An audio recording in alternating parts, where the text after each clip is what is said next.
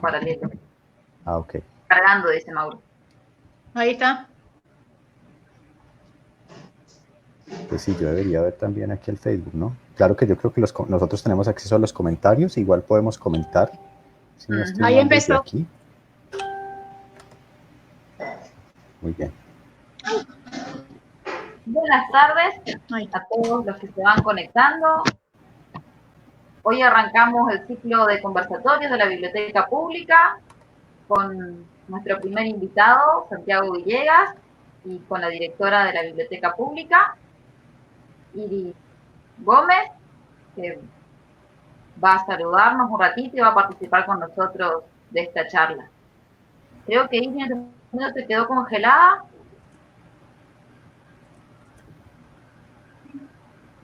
Pareciera que sí.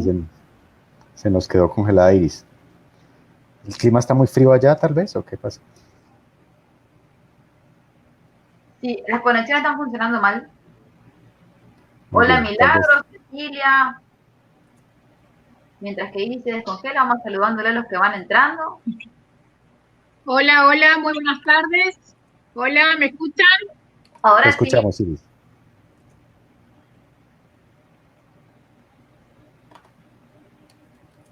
Te escuchamos. Muy bien, no sé si Iris nos está escuchando en Facebook. Lo mejor es que cierre la de Facebook y se conecte directamente a la de StreamYard. Actualizando ya nos deja escucharla bien. Buenas tardes a todos mientras Iris se conecta. Yo también aprovecho para saludar a Débora, Patricia, Fabiana, Daniel, Milagros, Silvia. Bueno, qué bonito ver tanta gente conectada. Mientras que Iris vuelve, le vamos contando. La idea del ciclo es que va a ser cada 15 días con bibliotecarios renombrados. En este caso, nuestro invitado es Santiago, pero vamos a conocer un poco más de él. Y vamos a tener otros invitados, tanto de Latinoamérica como de nuestro país, que hacen alguna cosa fuera de lo tradicional. Ahí está. La idea del ciclo. Ahí está. Te vemos, Iris. ¿Te Ahí vemos? está. Bueno, me quedo acá. Bueno, muy buenas tardes a todos. En principio, Santiago, estamos abriendo este ciclo realmente importante para todos los bibliotecarios, sobre todo. Y bueno, te damos las gracias por sumarte, por ser el primero, por darnos esta amistad que tenemos con vos y por tus visitas, por el acompañamiento también hacia Débora, iniciando este ciclo que para nosotros es un desafío. ¿Por qué? Porque nunca lo habíamos armado de esta manera, así que bueno, estamos muy felices, le damos la bienvenida también a todos los que están presentes, al equipo de la biblioteca que seguramente está presente, ahí está Rosita, gracias Rosita por estar acompañándonos. Así que bueno, queremos poner en valor a este mundo de bibliotecarios, que bueno, es todo un desafío en esta época de pandemia en todos los países del mundo. Y bueno, y qué mejor que iniciar este conversatorio con vos, Santiago, que tenés un perfil distinto, ¿no? Y bueno, y que tenés estas dos cosas, estos dos corazoncitos, que es el mundo de las bibliotecas y este mundo de marketing, que por suerte te tenemos acá. Así que bueno, te doy las gracias. Todo el equipo de la biblioteca, Erika Mogdan, que estuvo también acompañando a todo este proyecto, a Débora, que también es la precursora de esta iniciativa. Y bueno, acá empezando, y bueno, como dijimos, es el primer conversatorio de un ciclo que nos va a llevar a estar acompañando a los bibliotecarios en esta época, como para ver cómo nos venimos después, ¿no es cierto? Cómo empezamos el después de la pandemia. Así que bueno, bienvenido y gracias de todo corazón. Te escuchamos. Gracias a ti por la invitación siempre y porque de verdad los considero mis amigos. Quisiera ir más a misiones y más a posadas de lo que he podido ir por estos años. Pero bueno, Débora. Sí, nosotros también queremos tenerte e ir a Colombia más seguido. Sí. Para exacto, todos, yo. Por favor. Sí, que te queda conocer, ir a visitar la tierra de Santi. Sí. A todos los que están conectados y quieran hacer preguntas, nos dejan las preguntas por los comentarios y con Santiago y con Iris vamos leyendo. Y Santi va respondiendo cualquier duda que tengan. La idea es que arranquemos conociendo un poco cómo Santi llega a la bibliotecología,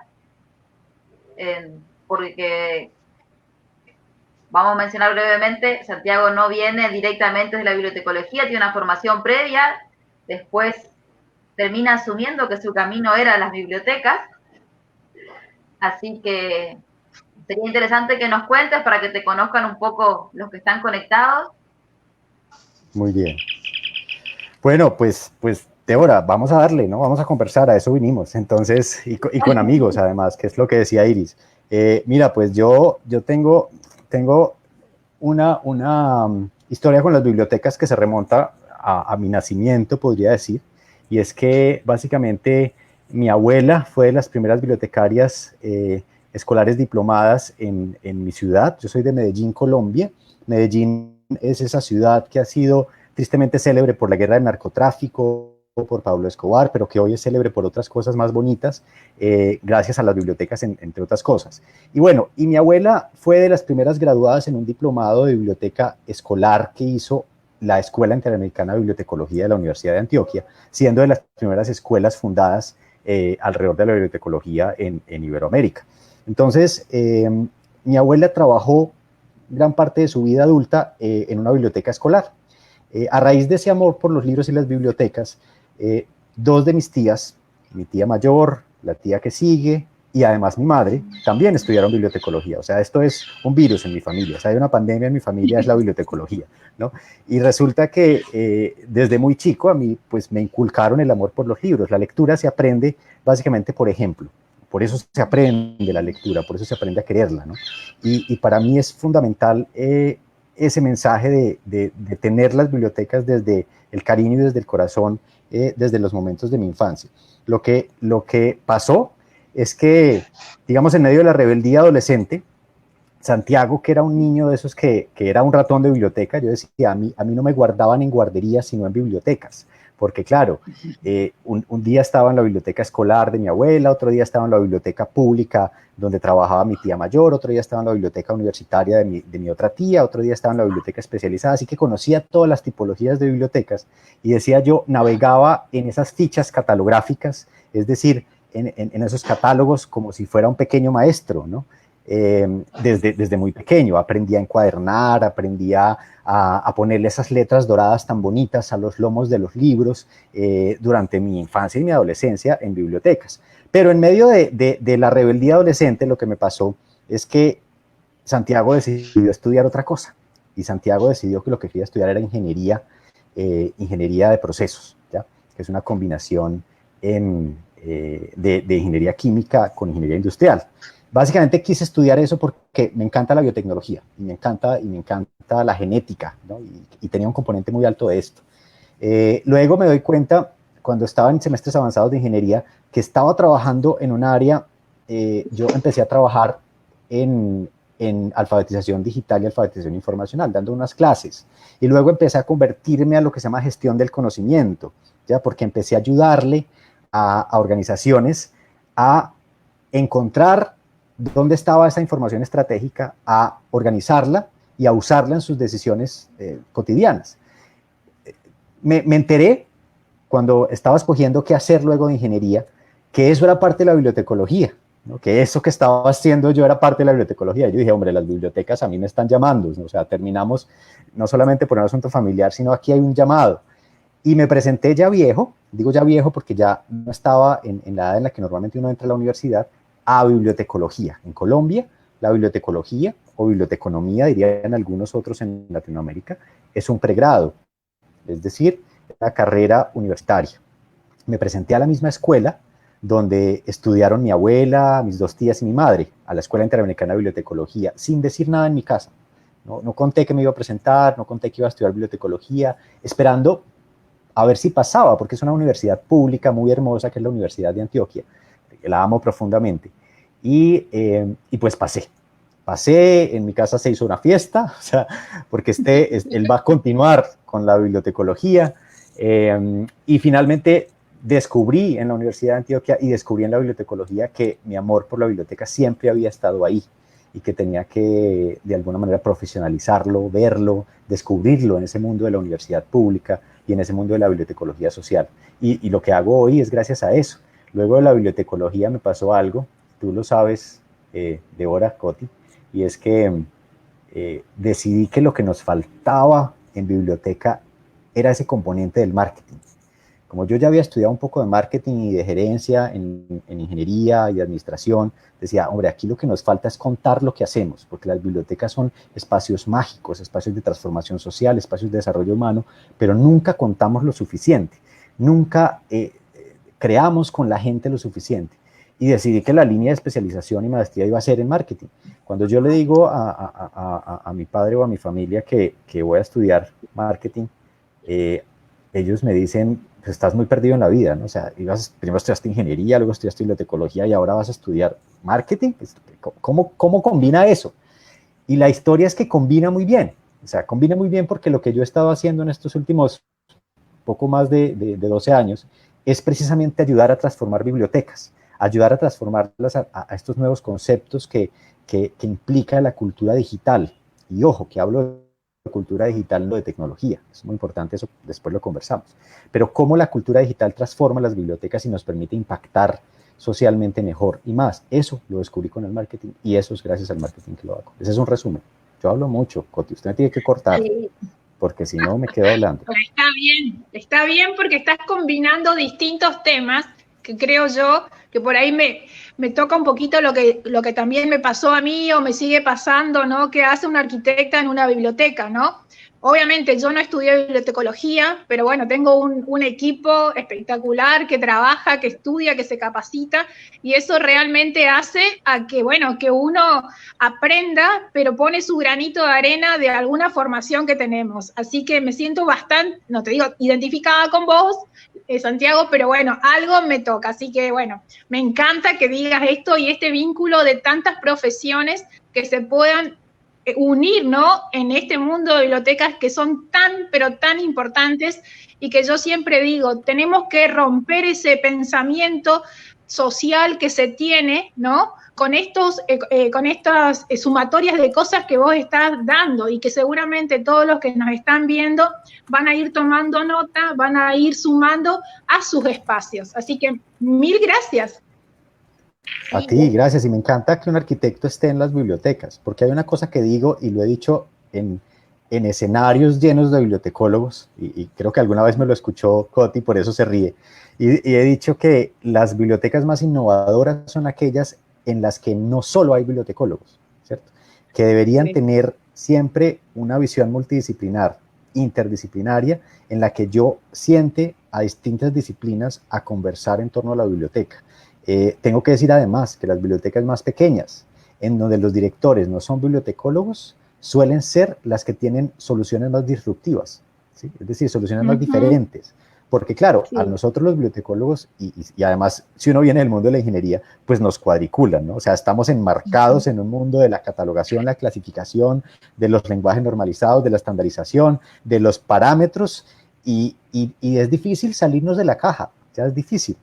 Entonces, para ellos que vienen, para estas otras disciplinas que vienen de un mundo un poco más flexible, de la sociología, de la antropología, de la historia, de la filosofía, o incluso de las ciencias exactas también, a veces es más fácil salirse de la caja cuando entran a una biblioteca. Entonces hay que tener personas en la mesa y hay que tener personas en bibliotecas que sean capaces de contraargumentar, que sean capaces de darnos una perspectiva diferente y que nos enseñen ese mundo que no conocemos más allá de la bibliotecología. Y bueno, es lo que te digo, a nosotros nos pasa dentro de lo que es la biblioteca pública, tenemos un equipo interdisciplinario porque hemos iniciado la base de esta manera con distintos compañeros que hemos tenido, llámese estudiantes de distintas carreras. Hoy en día tenemos profesores de historia, tenemos una persona que empezó, o sea, que inició su actividad dentro de la biblioteca en criminalística, que nada tenía que ver, y hoy es una persona que maneja toda la parte de digitalización y es bibliotecaria, estudió bibliotecología dentro de su tiempo, ¿no? Estando en biblioteca. Tenemos licenciadas en literatura, o sea, licenciadas en letras, perdón, profesora de historia, dije. No, es realmente maravilloso poder contar con un equipo interdisciplinario, pero obviamente sin dejar de, siempre lo dije yo, que el equipo sea, no te digo, nunca vamos a llegar a un 80 o un 70% de bibliotecarios, porque es fundamental tener en distintas salas esa mirada bibliotecológica, porque es fundamental, pero sí esto que también decías de tener otras miradas que tengan otras realidades, porque eso hace al crecimiento, ¿no? Y a esa diversidad de posibilidades, llámese de distintos proyectos que siempre presentamos. No te digo que inventamos nada porque está todo muy inventado o porque está todo muy ya planificado en otros ámbitos, pero esto también nos lleva a nosotros a que podamos poner contextualizado a nuestra zona, a nuestra región, a nuestros usuarios, esos distintos proyectos. Así que, bien eso. De acuerdo. Acá tomando lo que aportan Marcelina y Rosita Monfasani, esto de pensar en lo interdisciplinar para cumplir nuestro rol social, que muchas veces nuestro rol social queda de lado por ponernos a catalogar y clasificar y pensar en que esté bien ordenada la colección, y lo que aporta Marcela también, que muchas veces es más fácil mantenernos en lo tradicional porque no hay que salir de la caja y es más cómodo. Claro. Bueno, hay que decirle una cosa a Rosa. Primero, un saludo para Rosa, qué bonito verla aquí, siempre admirada desde la lejanía. Y otra cosa fundamental respecto a esa idea de los libros y de la organización del conocimiento. También tenemos lo que en Colombia llamamos un pequeño rayón, que podríamos decir un cierre mental, si se quiere, y es que muchas veces se nos ha llamado a los bibliotecarios los guardianes del conocimiento.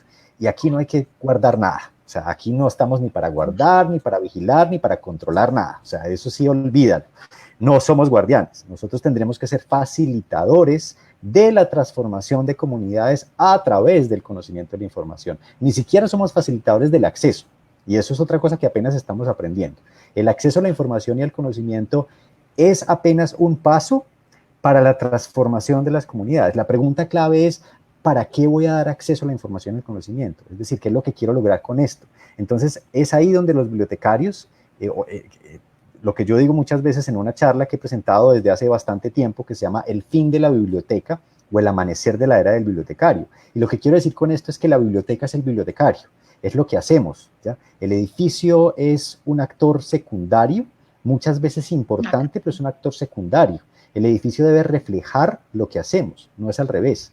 Y pongo la analogía con el libro es el objeto, ¿cierto? El objeto físico, pero el libro podría seguir siendo un libro aun cuando el contenido esté en otro objeto, ¿ya? Entonces fíjate que el asunto de la biblioteca es que se nos ha olvidado que la biblioteca somos nosotros y somos lo que hacemos, y que ese cuento de ser guardianes del conocimiento es un asunto que es un paradigma de siglos atrás, cuando encadenábamos los libros y teníamos que controlar porque las bibliotecas eran propias de ciertas élites. Hoy no. Hoy deberíamos ser facilitadores y ojalá superáramos ese concepto en muchos documentos oficiales en los que todavía se nos llama guardianes del conocimiento.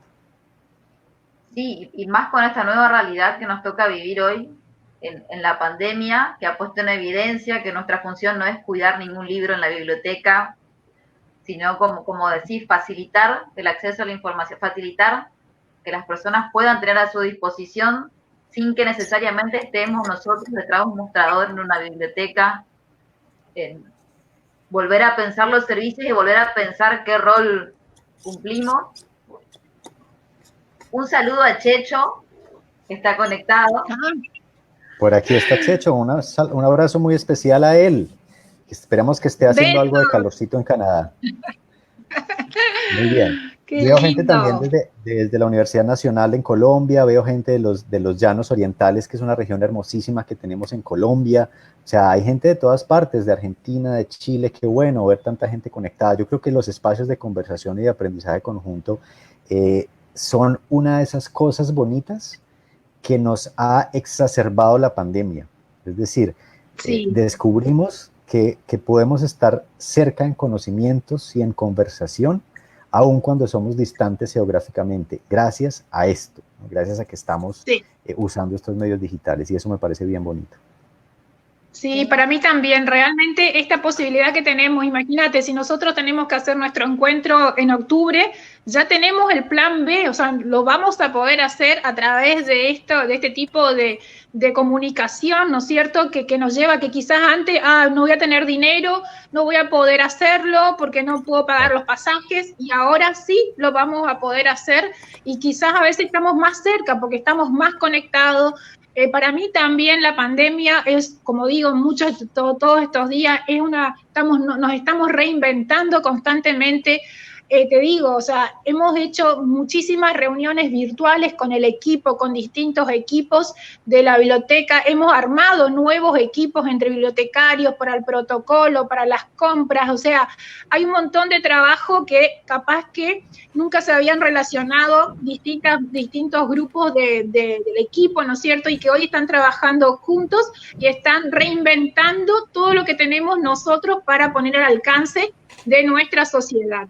Y otra de las cosas también que, bueno, compartí antes de ayer una reunión con parte de estos equipos, porque yo realmente soy del papel y soy del verlos, de mirarlos, de conversar, de tener esa respuesta rápida, ¿no es cierto?, ante una consulta. Y bueno, es también tan bonito volver a encontrarnos, pero esto de la pandemia nos hizo ver a nosotros de que no nos dieron un límite, ¿no?, para poder volver a encontrarnos y volver a seguir capacitándonos y aprendiendo y a repensar todo lo que nos queda por hacer. Así que es un antes y un después, obviamente, de la pandemia, pero que nos estamos retroalimentando. De acuerdo, así es.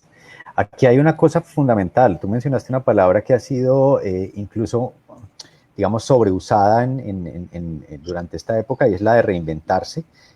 No estoy diciendo que esté mal hacerlo, que esté mal usarlo, pero creo que en bibliotecas esa es una constante, y nosotros no estamos reinventándonos por primera vez, ¿no? Si hay algo que sabemos hacer los bibliotecarios es que asumimos el cambio como una constante de nuestro mundo. Si bien llevamos muchos años luchando por el libro como el centro de la biblioteca, que es una de esas cosas que hay que discutir, o sea, que hay que discutir en algún momento, pero eso es otro tema, siempre hemos sabido transformar nuestro quehacer y hemos sabido transformarnos con las eras. Uno de los ejemplos que pongo yo muchísimo es un ejemplo de la Universidad de Oxford, que en 1552 cerró por completo. La Universidad de Oxford, incluso Cambridge también, vendió en 1500, a mediados del siglo XVI, vendió todas sus colecciones, ¿sí? Incluso sus muebles, básicamente porque el deacon, el decano de las bibliotecas, le escribía a sus directores y les decía: es que la imprenta es un invento del demonio y la imprenta va a hacer que los libros se vuelvan de la gente, ya no necesitamos bibliotecas, ¿sí? Entonces tuvo el error de poner en el objeto el propósito de la biblioteca, ¿sí? Cuando uno pone en un objeto el propósito de la biblioteca es cuando pierde sentido, ¿no? Y tenía una frase muy particular que también siempre presento en mis conferencias, y es: la biblioteca está luchando para adaptarse a la nueva era de la imprenta, decía él. Pero esa era de la imprenta yo podría cambiarlo por la internet, por la era digital, por la pandemia, por lo que quieran. Y siempre luchamos y siempre sobrevivimos. Somos unos sobrevivientes por naturaleza. Pero no solo sobrevivientes, sino que lo hacemos mejor, lo hacemos más rápido. Pero tenemos solo un error, y ahí es donde yo uso el mercadeo, y es que no nos reconocemos esas virtudes, no nos reconocemos esos éxitos y no los publicamos lo suficiente. Porque cuando los publiquemos, cuando seamos conscientes que nuestra reinvención es constante y que por tanto podemos ayudar a las otras organizaciones en estos procesos que están viviendo, es ahí cuando realmente vamos a poder mostrar el valor que tienen las bibliotecas en un mundo como este, ¿no?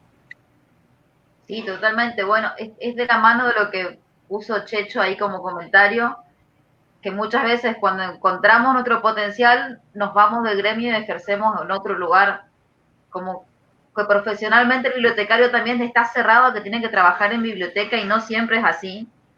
Por suerte, claro, cada vez se está dando más de que el bibliotecario no trabaja solo en bibliotecas, sino que tiene otros espacios a donde puede ir a trabajar, donde puede mostrar todo el potencial y aprender. Exactamente. Muchas veces pasa eso, cuando salimos de la caja de la biblioteca, ahí nos empezamos a vender. Mientras que estamos como bibliotecarios en biblioteca, es como que está sumido lo que hacemos y no nos vendemos, no se venden las actividades. Claro. Sí, hay una cosa muy interesante, Débora, Coti, en ese sentido. Yo no sé si decirte Débora, tú ahí te llamas Débora, pero tú eres Coti para mí. Entonces yo no sé para qué te pones Débora ahí, porque me confundo mentalmente. O sea, ¿es Débora o es Coti? Muy bien, pero ahí estás. El caso para es que... mí nomás es Débora. Sí, es muy complejo. El caso es que, mira, me pasó mucho cuando yo empecé a ejercer, digamos, el marketing, ¿no? O sea, yo empecé a ejercerlo más allá de la biblioteca y me contrataron durante una buena cantidad de tiempo, pues, grandes empresas colombianas, incluso multilatinas, para estructurar estrategias de marketing basadas en el marketing cultural.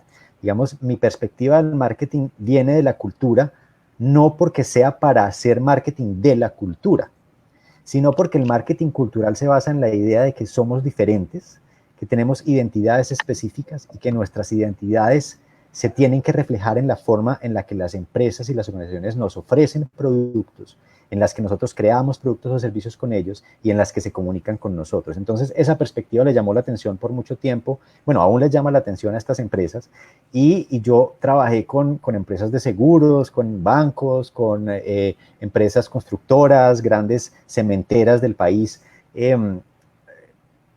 digamos, mientras continuaba trabajando con bibliotecas en paralelo, ¿no? Pero en un momento dado dije, hombre, ni un banco, ni una aseguradora va a cambiar el mundo. Esto puede que mueva mi caja, pero esto no es lo que me llena, ¿sí?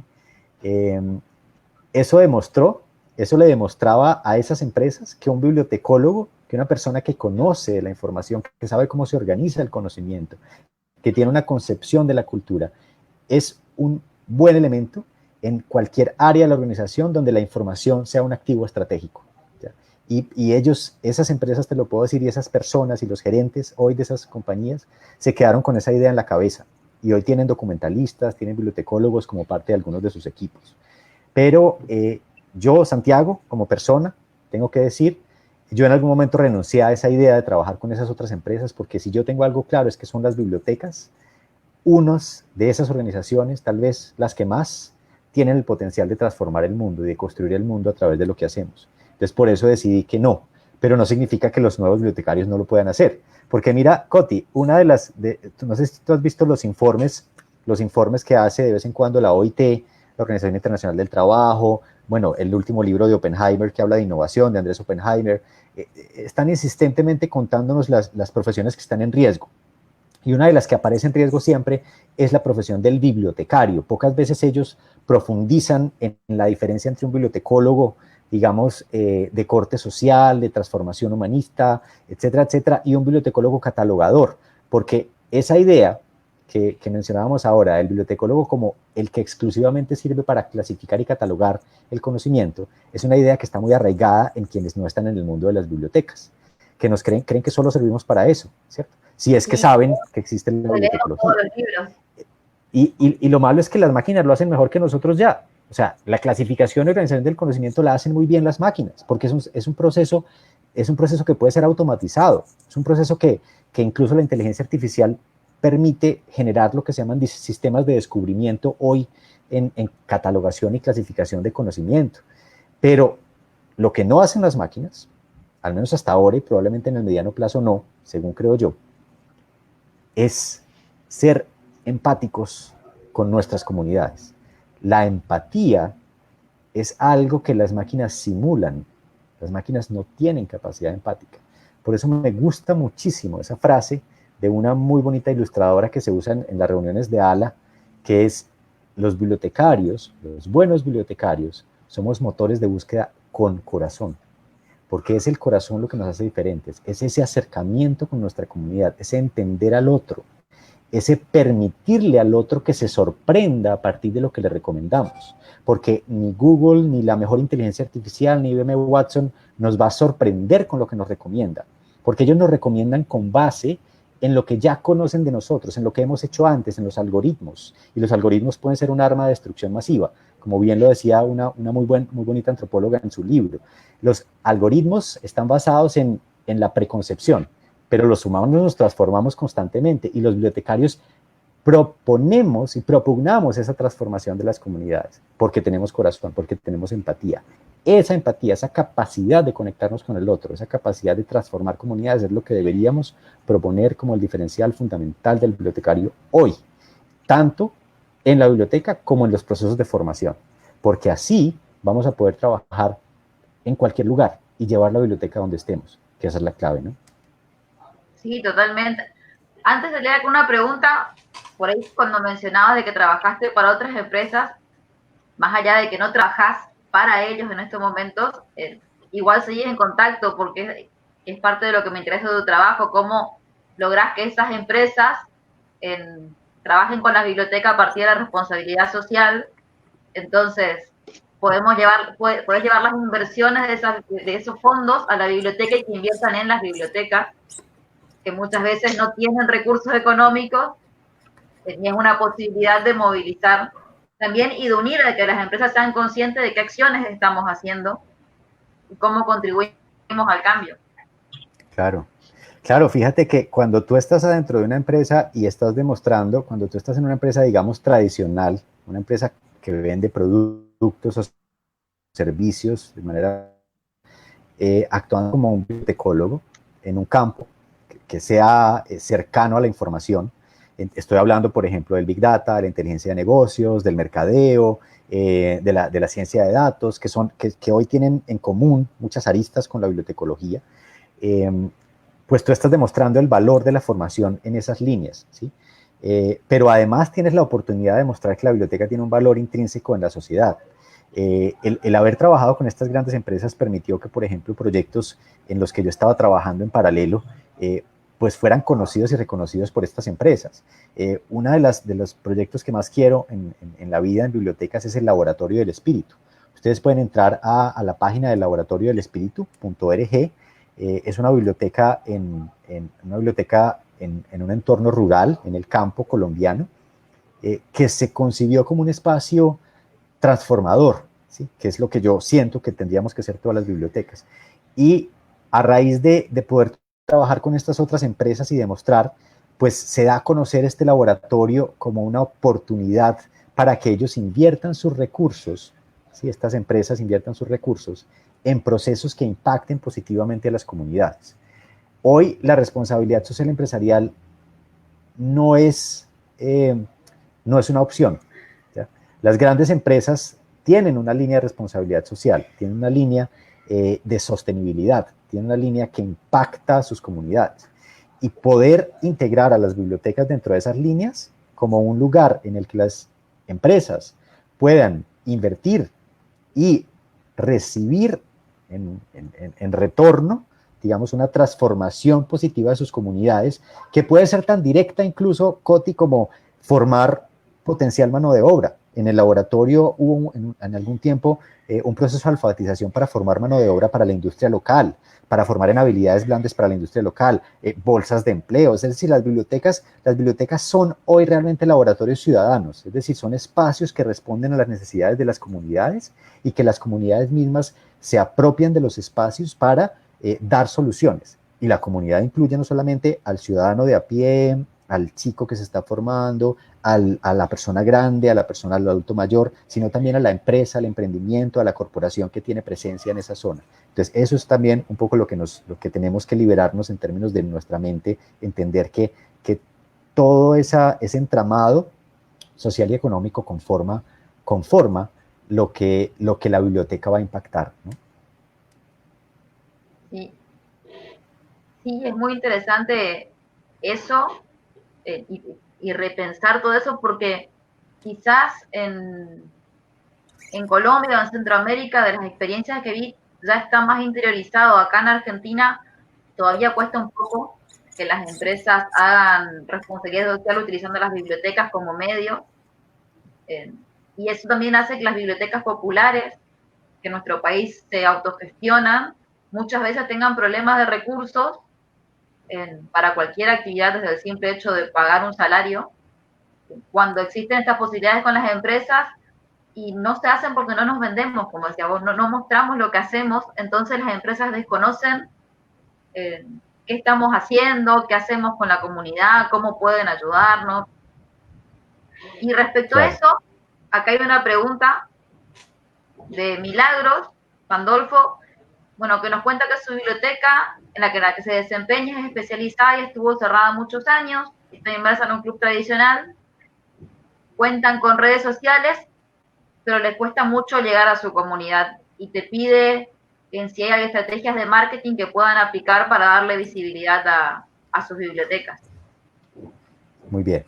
Mira, qué interesante. Primero quiero saludar a una persona que está conectada hoy, que hace parte de esta biblioteca que acabo de mencionar del Laboratorio del Espíritu. Estrella está por ahí conectada.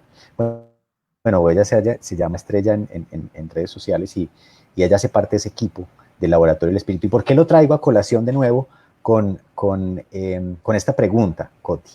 Porque no todas las bibliotecas tienen que tener redes sociales, porque no todas las bibliotecas tienen que estar en medios digitales. Ese es un error que deviene de la idea de, es que si la gente está, yo tengo que estar. La pregunta es, ¿cuál es la gente que está? ¿Cierto? Es decir, mi comunidad está en digital, mi comunidad está en medios digitales, mi comunidad hace parte de esas personas que están intercambiando información en redes sociales. Si yo quiero comunicarme con estos usuarios, con estos lectores, y quiero crear estrategias y servicios que sean, digamos, brindados desde los medios digitales, pues entonces, cuando ellos están en redes sociales, esa es la oportunidad de hacerlo. Pero sabemos, una cosa que nos ha enseñado la pandemia, es que las brechas digitales son más grandes de lo que creíamos.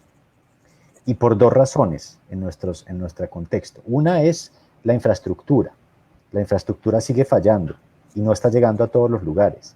Pero la segunda, y tal vez la más importante para mí, es la falta de alfabetización digital e informacional en nuestras comunidades, ¿sí? Que estamos haciendo evidente con lo que han llamado la infodemia, es decir, la pandemia de información y sobre todo información falsa.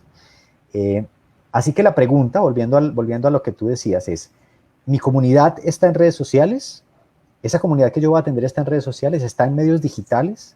¿Esa comunidad realmente le quiero llevar a través de los medios digitales mis servicios porque a través de ellos los lee? ¿Sí? Esa es la primera pregunta. ¿Dónde está mi gente? ¿Sí? Entonces casi siempre son tres preguntas. ¿Dónde está mi gente? ¿Mi gente me quiere ver ahí? ¿Cierto? ¿Me quiere ver? Segunda pregunta, ¿técnicamente es posible que yo esté ahí? O sea, ¿tengo que invertir recursos o puedo invertir mi tiempo como un recurso también para estar ahí y trasladar algunos de mis servicios a lo digital? Y tercera pregunta, ¿es económicamente viable? O sea, ¿puedo sostener este servicio o va a ser temporal? Va a ser algo temporal, porque cuando yo pienso a mediano y a largo plazo, puedo hacer que el servicio mejore con el tiempo. Si yo pienso exclusivamente en lo urgente, creo que va a ser más complicado que el servicio se mejore con el tiempo. Y voy a volver al ejemplo del Laboratorio del Espíritu, y por eso me gustó mucho ver a Estrella aquí conectada. El laboratorio creó las redes sociales, creó una página web, precisamente como una estrategia de marketing, pero no para llegar a sus usuarios, porque está en una zona rural en la que la conectividad, cuando se creó la página web y cuando se crearon las redes sociales hace ya unos buenos años, pues no era tan buena, y los usuarios no estaban ahí, pero se preguntaron, ¿cómo yo puedo llegar a aquellos que apoyan mi trabajo, que pueden aportar en mi trabajo, que pueden aportar recursos físicos, técnicos, humanos en mi trabajo? Pues a partir de las redes sociales. Y crearon una página web para estas personas que toman decisiones en empresas, para estas personas que hacen parte de responsabilidad social empresarial, para estos ciudadanos que quieren aportar en un proyecto rural y son comprometidos. Entonces, tú creas toda una estrategia de redes sociales en la que lo que estás haciendo es conectarte con potenciales aportantes a tus proyectos, ¿ya? Que están mostrando los testimonios de los niños que están allá creando cuentos, generando historias, ¿ya? Y se están conectando con los corazones de esa gente que quiere aportar, ¿ya? Pero a los niños yo no les llego con las redes sociales, a los niños yo les llego en bicicleta o les llego en una moto y les reparto un periódico impreso, un periódico que tiene el Laboratorio del Espíritu. Por eso es tan bonito ese proyecto, porque yo llego físicamente a estos espacios, ¿ya?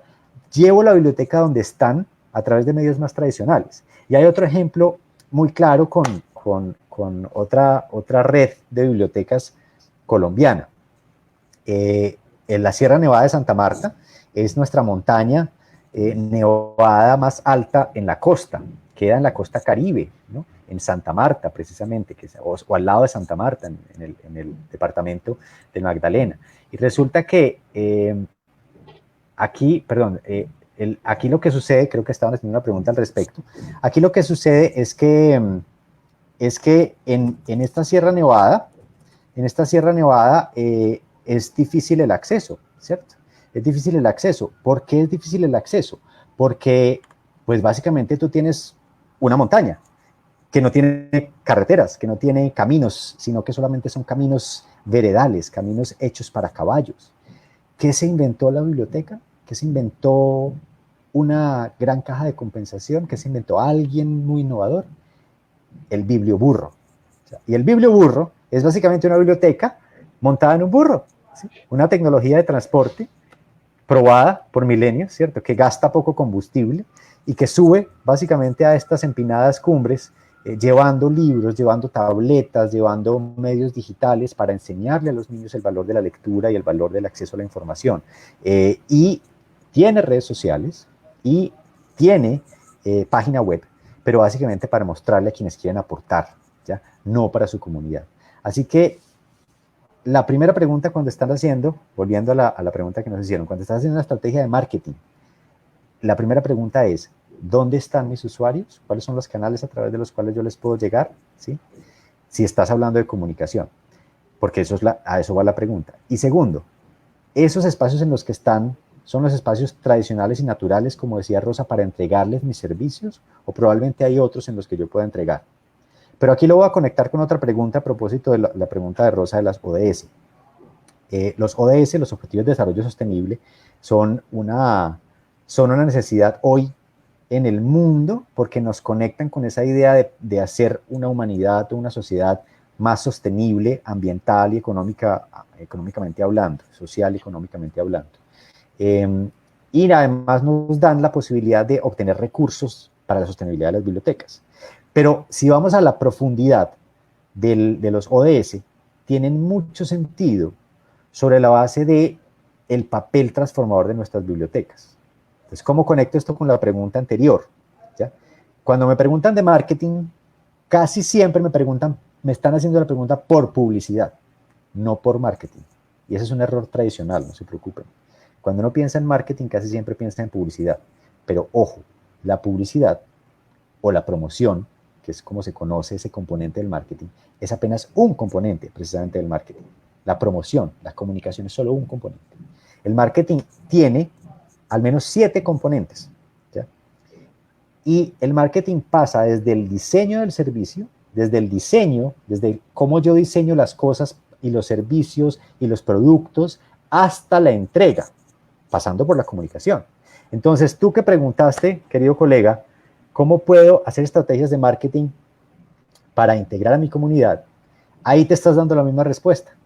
Resulta que cuando yo me siento con mi comunidad a pensar la biblioteca, a pensarla por completo, a pensarla como un todo, a pensar el concepto de biblioteca, a soñarse la biblioteca, a ver qué necesidades tiene la comunidad, más allá del acceso a la información. ¿Qué necesidades tiene esa comunidad?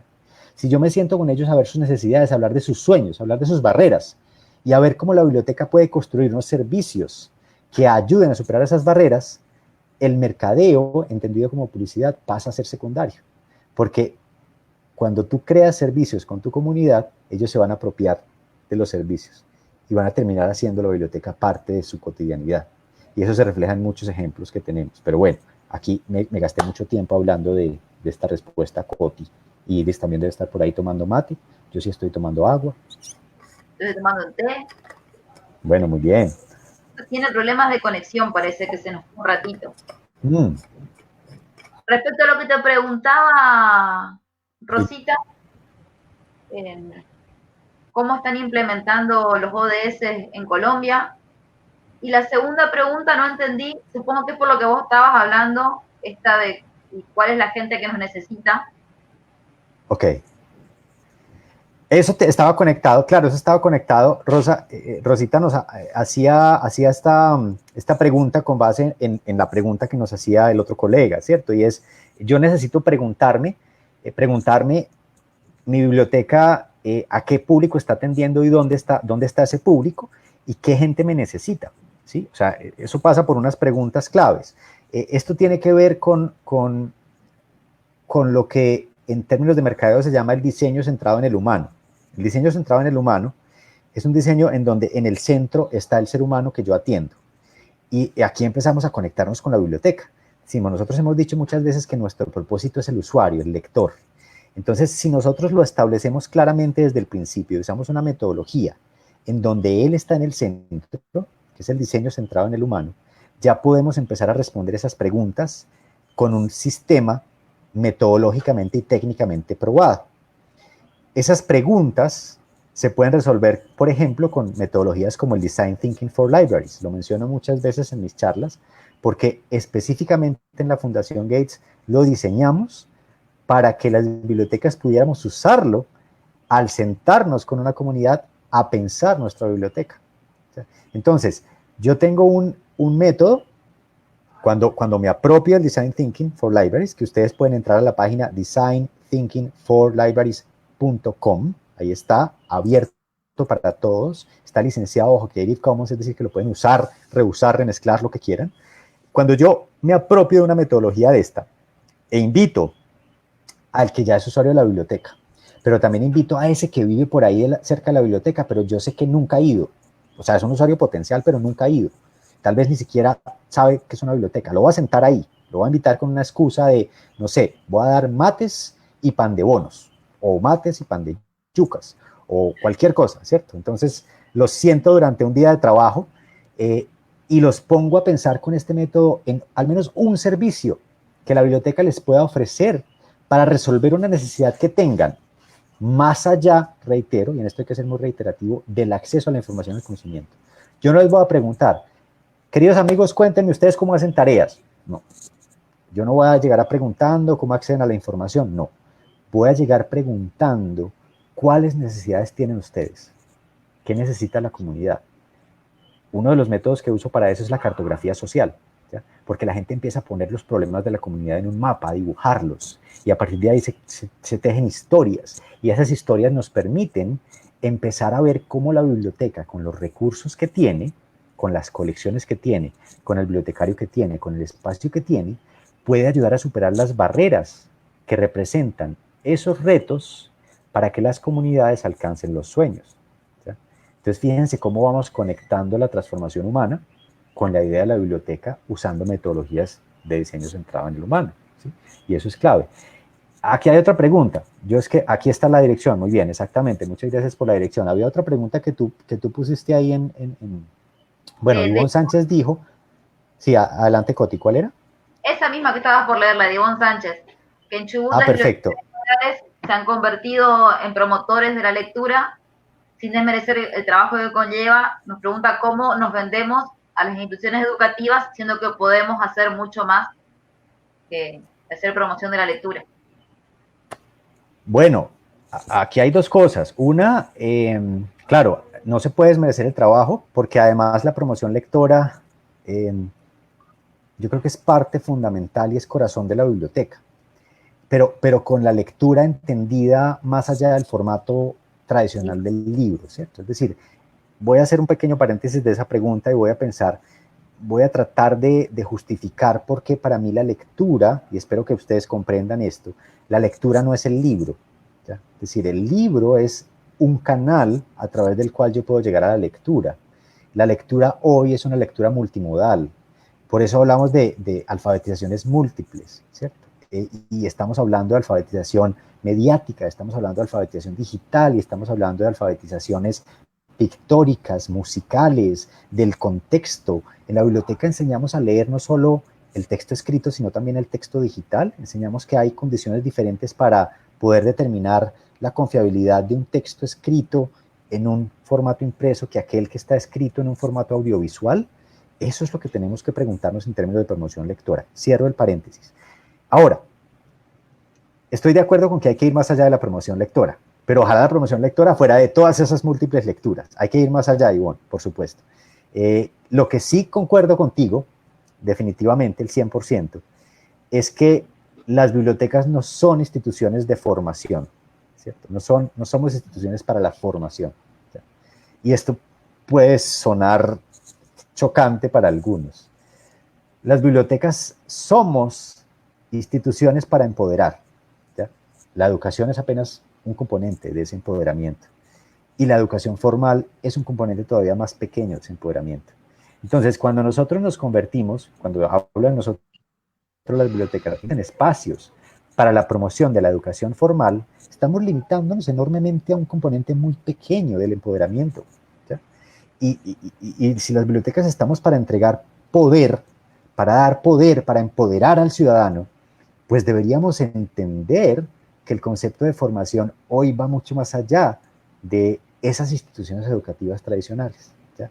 Claro, hay que tener unas habilidades de lectura, unas habilidades de lectoescritura y acompañar las escuelas, porque para eso estamos. Pero sí hay un componente del aprendizaje que tendríamos que poner atención en las bibliotecas, que lo hacemos siempre con mis clientes cuando hacemos transformación de bibliotecas, es implementar todas estas técnicas de lo que se llama lifelong learning, es decir, aprendizaje para toda la vida. ¿Cómo yo establezco sistemas, currículos, incluso espacios para el aprendizaje invisible, para que la gente aprenda naturalmente mientras está disfrutando de nuestros servicios bibliotecarios, no para que lo haga bajo un currículo formal, sino como parte de su entretenimiento cotidiano, como parte de su conexión con el otro, como parte de su conversación? Entonces, claro, no nos deberíamos cerrar a la educación formal, debería ser un componente, eso sí, pero un componente, si se quiere, pequeño dentro de lo que hacemos en las bibliotecas. Muy bien. Y que me parece muy interesante porque, bueno, lo vemos por ahí con los adolescentes, que damos por hecho que porque saben usar la computadora o el celular, damos por hecho que están alfabetizados informacionalmente, y la mayoría de las veces no sucede eso. Con la pandemia, como dijiste vos, quedó en evidencia la infodemia, y cómo la gente comparte información sin verificar, sin ir a las fuentes, sin contrastar. Y muchas veces pasa esto con los docentes porque damos por hecho que son nativos digitales y por esa simple razón no saben usar toda la tecnología y no les enseñamos a hacer lectura de los medios digitales. O lectura de la misma, algo más allá del libro, de leer el contexto, de leer las imágenes que están a su alrededor, de entender que todo eso es lectura. Claro. Que también es una pelea personal con muchos docentes. Yo soy docente, mi pelea personal con algunos docentes de la educación media es cuando discuten de que los chicos no leen porque no usan libros. No, leen de otra manera, la que no nos enseñaron a nosotros por la edad que tenemos, pero leen, y a veces leen más. Si le enseñamos cómo hacer, leen mucho más que nosotros. Claro. Claro, es decir, también tenemos que repensarnos las métricas, ese es otro clave, y por eso, y de eso podríamos hacer un diplomado, o sea, de cómo nos estamos midiendo las bibliotecas, o sea, y qué métricas estamos usando. Aquí acaba de entrar precisamente Yamili Ocampo, a quien saludo muy especialmente, ella es de la Fundación Ratón de Bibliotecas, que es una fundación hermosa que tiene unas bibliotecas comunitarias en Medellín, Colombia, y ellos han hecho experimentos en esas métricas, en particular han medido el impacto de unos clubes de lectura de primera infancia que hicieron como parte de un proyecto de responsabilidad social empresarial con una gran compañía colombiana. Entonces ya estamos repensándonos cómo nosotros impactamos, ¿cierto? Pero también eso es parte de las tareas, cómo impactamos y cómo medimos las bibliotecas. No podemos medir las bibliotecas, y es otra cosa que nos demostró la pandemia, no podemos medir las bibliotecas por la cantidad de gente que entra, ¿cierto? Porque, a ver, no está entrando nadie, ¿ya? Y en Colombia sí que están teniendo problemas los museos están teniendo problemas hoy porque, claro, el Ministerio de Cultura y las Secretarías de Cultura los miden respecto a la cantidad de gente que entra, las bibliotecas también nos están midiendo. Entonces, ahora que estamos llegando a 10 veces más gente con nuestras charlas, ¿cómo lo medimos? ¿Estamos llegando de la misma manera? La pregunta clave, creo, sería ¿cómo se transforma esta persona? ¿Qué cambia en ella cuando participa de estos servicios bibliotecarios? ¿Qué cambia? ¿Qué siente esta persona? ¿Cierto? ¿Qué siente? ¿Y cómo medimos ese sentimiento, esa sensación, eso que queda en ella? Porque eso nos va a ayudar a precisamente recomponer nuestra idea del retorno de expectativa o el retorno de inversión de las bibliotecas. ¿ya? Hay técnicas que se han medido. Saludos a nuestras colegas españolas, a nuestros colegas españoles que han medido, gracias a FESABIR y a otros, el retorno de inversión de las bibliotecas. Pero nosotros no hemos medido el retorno social a profundidad y lo que eso representa también en términos financieros, porque así podríamos demostrar que realmente somos valiosos incluso en estas épocas de crisis. Vivimos en crisis, es otra cosa que tenemos que superar. Vivimos en crisis. O sea, las bibliotecas hemos estado todo el tiempo en crisis, hemos estado todo el tiempo reinventándonos. Así que esto es una demostración de que somos resilientes, que podemos superarnos, que tenemos valor social, y que el valor está en que acompañamos a nuestras comunidades, ¿cierto? Y eso está clave. Bueno, pero había otra pregunta que me pasé por alto, y es que Rosita ha preguntado varias veces de los ODS, Coti, y yo la pasé. Rosa, te cuento que en Colombia ya estamos un poquito, digamos, medianamente adelantados en el tema de los ODS en cuanto a que ya tenemos indicadores. Ahí lo conecté un poco con el asunto de las métricas. Ya tenemos unos indicadores que vienen del gobierno nacional en planeación. Ya hemos descargado algunos de esos indicadores del objetivo 16, del objetivo 10 a las bibliotecas. Ya hay planes en algunas bibliotecas, sobre todo del contexto nacional, de la Red Nacional de Bibliotecas, de impactar sobre todo en los que tienen que ver con equidad de género, en los que tienen que ver con sostenibilidad ecológica. Hoy estamos, uno de mis proyectos más bonitos hoy, bueno, yo no he dicho yo qué hago, yo creo que medio lo dije y lo sabrán algunos, pero lo que yo hago en mi cotidianidad y con mi empresa es que yo ayudo a transformar bibliotecas, ayudo a las bibliotecas y museos sobre todo a repensarse usando principios de la cultura digital, ¿ya? Es decir, usando la idea de la ubicuidad, la idea de la personalización extrema, la idea de la serendipia, de promover la serendipia, de promover la sorpresa, la idea de la transformación comunitaria, la idea de la co-creación, todos esos principios que la tecnología ha potenciado, pero que no necesariamente implican el uso de la tecnología en bibliotecas, ¿ya? Y hay otro ejemplo que te tengo, Rosita, de cómo las bibliotecas están aplicando los ODS. Fíjate que en términos de equidad, una biblioteca rural está usando los teléfonos celulares de los campesinos cercanos para enviarles información de mercado de sus cosechas. Entonces, no tienen que tener un teléfono inteligente. De hecho, nos hemos dado cuenta que la mayor parte de los campesinos todavía tienen los teléfonos que no son smartphones, ¿cierto? Son los teléfonos dumb. En Colombia les decimos flechas, ¿ya? Y resulta que la bibliotecaria de estas bibliotecas está todos los días entrando a revisar cuáles son los precios del mercado en las centrales de abastecimiento alimenticias de Colombia, ¿ya? Los precios de las cosechas de esa comunidad, y les envía un mensaje de texto, un mensaje tradicional, porque no tienen WhatsApp, a sus celulares con los precios, de en cuánto se están vendiendo. Eso hace que el campesino pueda llegar al mercado, mostrar el celular y decir, es que a mí me dijeron que en esto se están vendiendo allá, entonces negociemos sobre esta base. Eso da igualdad de acceso a las oportunidades económicas para estas comunidades. Entonces, ahí ya estás impactando uno de los indicadores, ¿sí? Con una cosa tan simple, mediada por una tecnología que no es de última tecnología, en donde la bibliotecaria no se mueve de su casa porque está sentada en un computador con internet y los campesinos están en sus cosechas cosechando y recogiendo sus insumos cotidianamente. Así que ese es un ejemplo de lo que se está haciendo.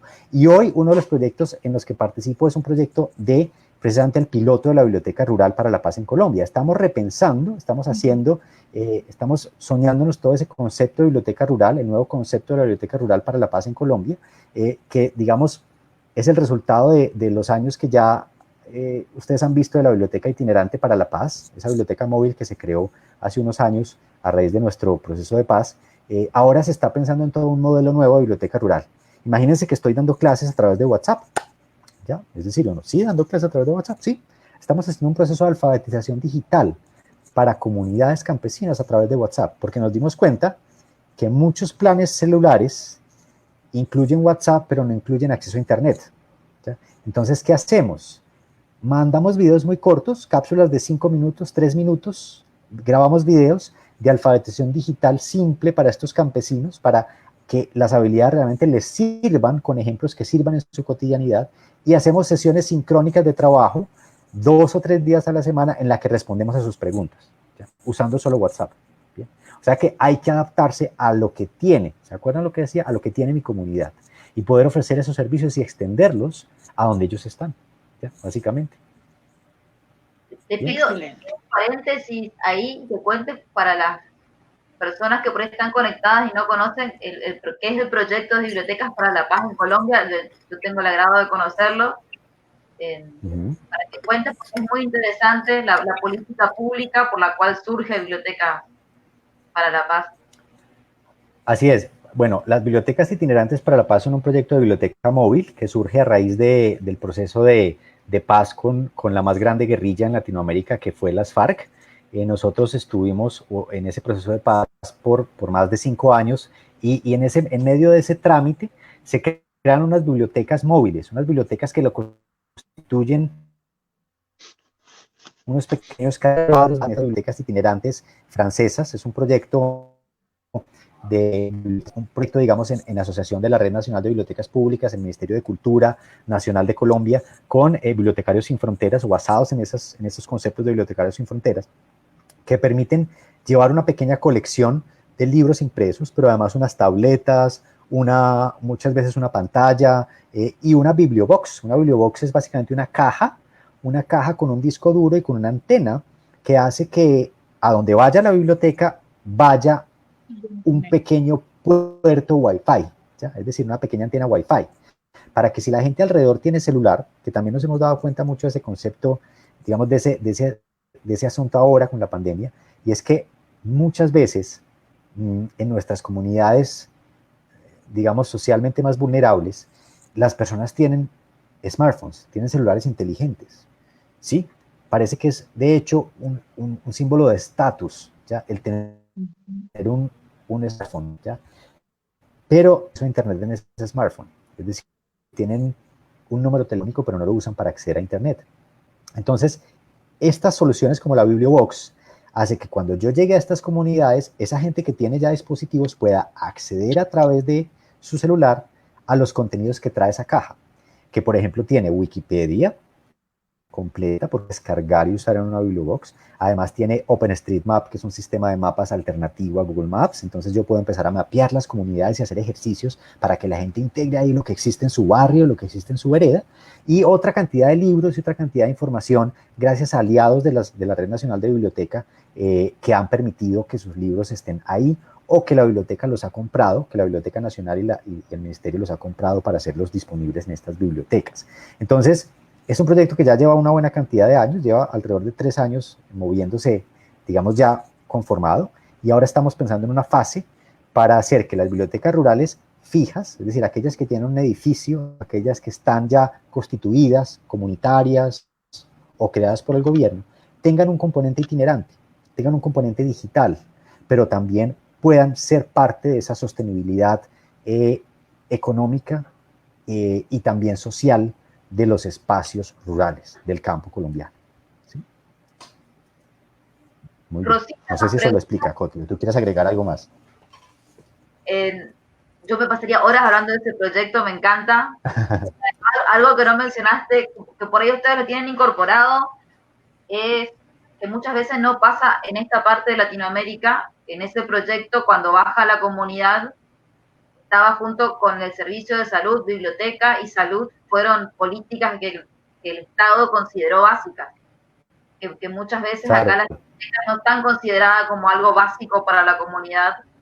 Cuando conocí el proyecto me interesó mucho eso porque iba de la mano con que llegue la salud, la educación y la biblioteca. Así es, exactamente, así es. Son fundamentales, sobre todo por lo que te decía, digamos, hay un asunto aquí, saludos a Gra Bustos, muchas gracias por ese mensaje de Medellín. Medellín es mi ciudad, yo normalmente no estoy en Medellín, yo me muevo mucho por los proyectos de transformación, pero en Medellín sí he hecho un par de cosas muy interesantes, o he tenido el placer de participar. Gracias a mi tía, decíamos, les contaba al principio que mi tía es una de las bibliotecólogas de la familia, mi tía participó de la creación de los parques biblioteca, es decir, esas grandes bibliotecas que hay, ese concepto de bibliotecas como espacios urbanos o urbanísticos para el desarrollo, para el encuentro, para la conversación. Mi tía participó de ellos, ella hizo todo el desarrollo de colecciones de estos parques, y yo todavía como estudiante recién entrando en la bibliotecología, pues le ayudé ahí. Entonces desde ahí empecé a conectarme con esto. Pero lo más reciente que hicimos, Gra, fue la transformación de las bibliotecas de Confama, una caja de compensación familiar, un concepto de una organización mixta, una organización que recibe dinero público, pero que es una organización privada y que lo reinvierte siempre en proyectos públicos, entre ellos en bibliotecas. Ahí lo que hicimos, a propósito de la pregunta que tú haces, Coti, por eso lo conecté, lo que hicimos fue desarrollar un concepto nuevo de bibliotecas, el concepto de bibliotecas como circos templo. ¿Ya? Todos tenemos la idea de las bibliotecas como templos del conocimiento, ¿cierto? Hemos escuchado hablar de ese concepto. Y esa idea de las bibliotecas como templos de conocimiento es la que nos hace pensar que cuando entramos a una biblioteca tenemos que hacer shh, ¿cierto? Silencio, como si fuera un templo, ¿no? Como los custodios, como yo soy aquí el supremo sacerdote, usted inclínese ante mí. No, esa idea la desmontamos, ¿cierto? Esa idea la desmontamos y dijimos, vamos a pensar en una biblioteca como un lugar de encuentro en donde el juego sea la excusa, ¿ya? En donde la conversación se sienta, en donde el ruido sea parte del contexto. Y pensamos en un circo. Y pensamos en un circo, no lo hizo Santiago. Esto no es una idea de Santiago. Santiago simplemente con su equipo fue facilitador. O sea, yo lo que hice fue, con mi equipo, facilitar un proceso de co-creación que duró más de un año inicialmente, en el que nos sentamos con los más de 70 bibliotecarios de Confama, con más de 40 personas de la comunidad, con gente que tomaba decisiones, a pensarnos el concepto de biblioteca. ¿Ya? Y si ustedes buscan las bibliotecas de Confama hoy en Colombia, son unas bibliotecas excepcionales, son unas bibliotecas hermosas, en las que gracias a ese desarrollo, a ese trabajo con la comunidad, logramos superar la idea de espacios de silencio, de espacios de templo, a convertirse en espacios como Circo Templo. Yo les voy a poner aquí un enlace a un video, les voy a poner en los comentarios, para que ustedes lo vean mientras Coti nos va leyendo alguna otra pregunta. Bueno, dos comentarios de Rosita. Uno, que Rosita menciona que la Biblioteca Pública de las Misiones trabajamos mucho con los ODS, que por ahí puede comentar algo. Y a la vez Rosita pregunta cómo miden en Colombia, ¿se están midiendo cualitativamente o cuantitativamente estos logros de los ODS? Que nos preguntaba hoy hace un rato. Esa es una muy buena pregunta. Hay una mezcla, hay indicadores mixtos. En particular en todavía no hay un lineamiento, ojo Rosa, cuando yo te dije que hay un lineamiento nacional de lo que en Colombia se llama planeación nacional, que es el organismo gubernamental que se encarga de estos temas, ya hay unas métricas que casi todas son cuantitativas, pero las bibliotecas todavía no han diseñado zonas específicas. Es un trabajo que estaba en curso este año de parte de la Biblioteca Nacional y la Red Nacional de Bibliotecas Públicas, el ofrecer unas guías, pero no ha culminado. Hay unos lineamientos, digamos, pero no hay unas guías específicas. Lo que sí te quiero dejar claro es que siempre se ha considerado que sean mixtos. Una cosa que critico mucho es que nuestra propuesta respecto a las métricas se limita al corto plazo casi siempre y al mediano plazo. Lo decía cuando ponía el ejemplo de la cantidad de gente que va a las bibliotecas, de la cantidad de gente que asiste a nuestros cursos, de la evaluación de los cursos, pero no pensamos en el mediano y en el largo plazo. Y cuando se trata de ODS, hay que pensar en el mediano y en el largo plazo. Por ejemplo, una de las métricas que están propuestas y que están en discusión, las personas que acceden a los servicios bibliotecarios y que son recurrentes usuarios de los cursos de la biblioteca, trabajan o tienen mejor acceso al trabajo que aquellos que no lo son. ¿Ya? Eso no lo podemos medir a corto plazo, porque los que van a las bibliotecas durante su época escolar, pues tendremos que medir a mediano y largo plazo si acceden más fácilmente a ser o no profesionales y a esos puestos de trabajo. ¿Ya?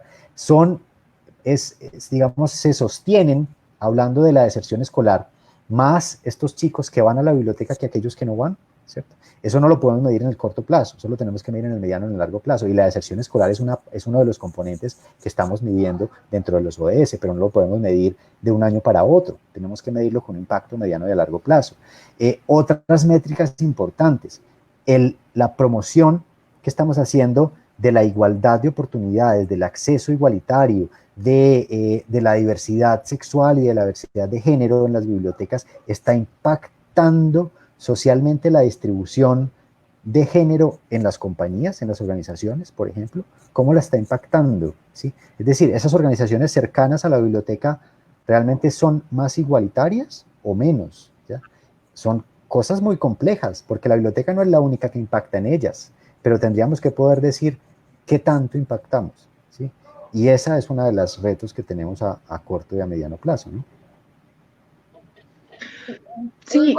Para responderle a Julieta Batalla, que pregunta si sabemos si en Buenos Aires hay difusión de los trabajos de la ODS.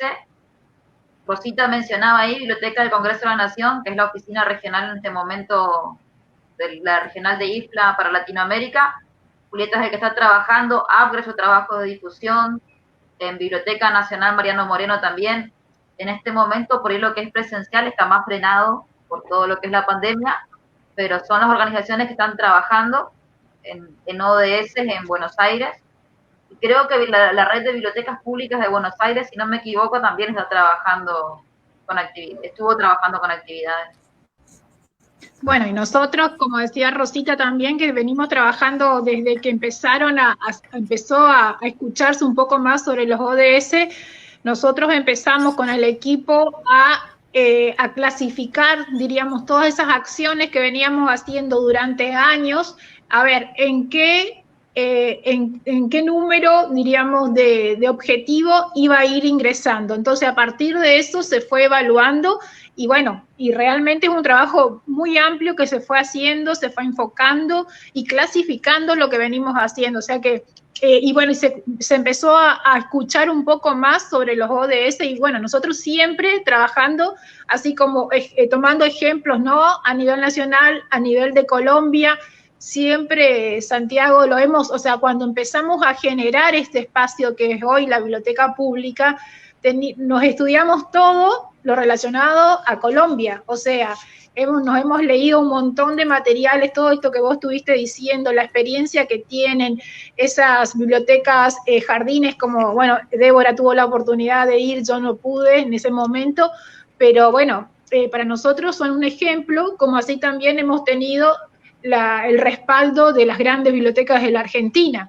Entonces, bueno, fuimos uniendo todo, contextualizando a la realidad nuestra, de nuestra provincia, pero bueno, realmente se está trabajando en las mejores líneas. Siempre buscamos la calidad en lo que podemos hacer con el equipo que tenemos, con la decisión política, obviamente que siempre contamos, porque de eso no nos podemos desprender y eso es lo que nos da la fuerza a nosotros de seguir creciendo y de seguir demostrando que podemos y que tenemos toda esa estructura. Así que seguramente vamos a llegar lejos con el equipo y con este tipo de conversatorio, porque realmente he anotado un montón de cosas y bueno, me quedaron un montón de... Sí, no.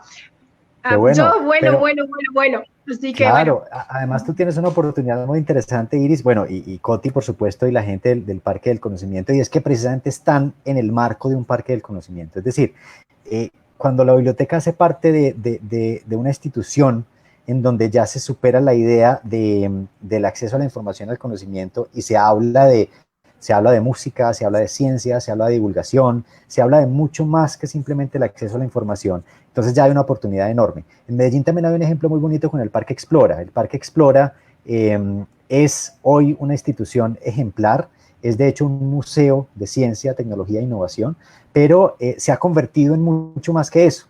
Uno de los experimentos más bonitos que tiene es lo que se llama el exploratorio. El exploratorio es un laboratorio ciudadano. Es algo que empezó como un makerspace, como lo que técnicamente se llama un colaboratorio, ¿ya? Que es básicamente un laboratorio ciudadano para que la gente vaya a crear, ¿ya? Ese concepto está muy conectado con las bibliotecas, muy conectado con las bibliotecas. Ustedes han visto que en Estados Unidos, de hecho, hay una red nacional de makerspace en bibliotecas, que es parte de la ALA, de la Asociación Americana de Bibliotecas. Aquí en Cali, lo que yo estoy haciendo en Cali ya hace un poco más de 2 años, por eso vivo en Cali, Colombia, la ciudad de la salsa, todavía no he aprendido a bailar salsa, bueno, nací en Medellín y no bailo reggaetón, tampoco, así que pues estamos igual de mal. El caso es que estoy en Cali, básicamente, precisamente en un proceso muy bonito y es el desarrollo del ecosistema de innovación de la ciudad desde las bibliotecas.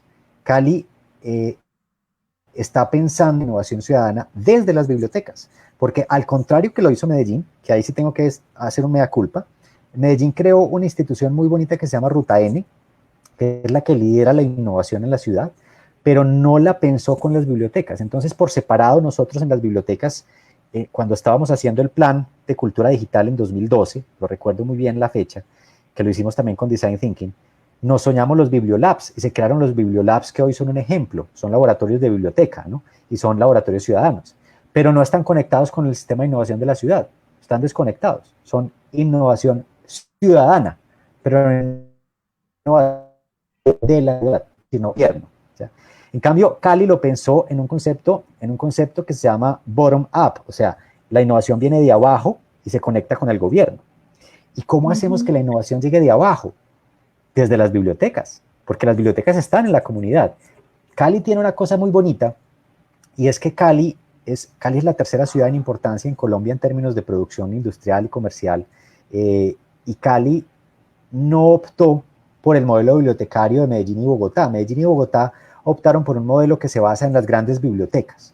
En Medellín tenemos los parques biblioteca, y en Bogotá tienen las megabibliotecas. Son grandes bibliotecas con espacios urbanísticos muy hermosos, con espacios múltiples de ciencia, de divulgación, un poco como el Parque del Conocimiento, pero Cali optó porque en lugar de crear grandes, solo se crean medianas y pequeñas. Entonces, por eso Cali tiene la red de bibliotecas más grande de Colombia, tiene 63 bibliotecas, ¿sí? Incluyendo unas bibliotecas que están en el sistema de transporte. Y de esas 63, ya hemos logrado en estos un poco más de 2 años de trabajo, transformar 32 a laboratorios ciudadanos, es decir, son bibliotecas que además tienen makerspace, tienen espacios de creación, tienen espacios de fabricación, Fab Labs, Hacker Space, algunos tienen lo que se llama Gov Labs, o sea, espacios para hackear el gobierno, para acceder a datos abiertos, algunos tienen Cyber Labs, que son espacios de creación multimedia, ¿ya? Entonces, se empiezan a convertir estas bibliotecas en lugares desde los cuales, la ciudadanía naturalmente crea soluciones para ellos. ¿Ya? Crea soluciones, y esa creación es la clave, ¿no? Ustedes están en esas, es que ustedes son un espacio natural para eso.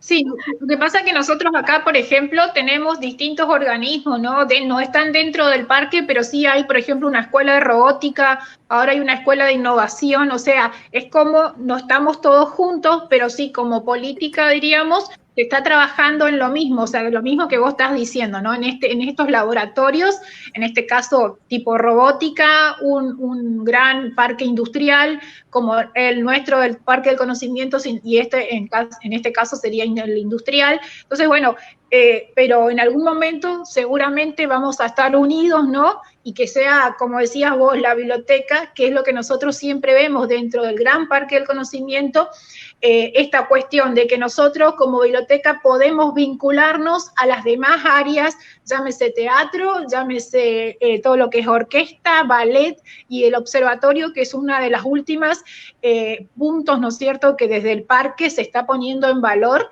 y bueno, y lo trabajamos también de manera conjunta. Entonces, somos como un pivot, digo yo siempre, que podemos trabajar nosotros con todos ellos, así que es muy importante, pero bueno, estoy tomando estos datos que te digo que me interesan y que seguramente después vamos a estar googleando como para ver qué más podemos incorporar a lo que hacemos. Aquí está mi Twitter, ¿no? Aquí está, este es mi Twitter, o sea, y tú tienes mi WhatsApp. Te vamos a y seguir. yo estoy ahí, o sea, no, quiero decir, es porque me puedes preguntar todo el tiempo. Yo cuando quiero decir yo te contrataría, por ejemplo.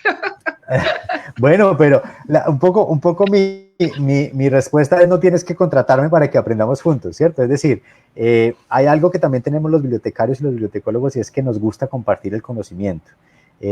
Probablemente si me dices, ayúdame a transformar completamente mi biblioteca, pues ahí sí te digo, contrátame, pero si me llamas y me cuentas, mira, estoy haciendo este proceso, cómo lo hago mejor, yo siempre procuro ayudar a todos los colegas, sean o no bibliotecólogos en cualquier lugar del mundo, que les pueda ayudar con pequeñas guías, ¿ya? De hecho, tengo un sistema de mentoría en el que les permito asignar 30 minutos a cada semana a distintas personas para que me cuenten de sus proyectos, porque eso me mantiene a mí enterado de lo que está sucediendo en el mundo de las bibliotecas y me permite ayudar. Yo creo que es una de las cosas más bonitas, lo reitero para quienes no estaban ahora, que tenemos gracias a la pandemia. Nos hemos conectado más. O sea, deberíamos hacer como una asociación global de bibliotecarios pandémicos. Una cosa que todos los que estamos conectados gracias a estas tecnologías hoy en día, ¿no? Tenemos sí, no, pero yo te digo, perdón. Una pregunta acá de Gisela Greenpan, que pregunta de qué herramientas o en qué disciplinas consideras que es indispensable formarse para complementar a la de bibliotecario. Bueno, yo definitivamente, por experiencia propia, diría que el mercadeo, el marketing es una línea que tenemos que explorar, o sea, sí o sí, entendiendo el mercadeo otra vez como esa disciplina que nos permite agregar valor desde el momento de diseño del servicio hasta el momento de la entrega. Y aquí quiero hacer mucho énfasis en que no se trata de aprender de publicidad. No estoy diciendo aprendamos de publicidad, estoy diciendo aprendamos de marketing para que integremos a las personas en toda la línea del proceso, a las comunidades desde el momento de creación hasta el momento de entrega del servicio. Esa es para mí fundamental, pero yo además diría que las habilidades blandas, no sé,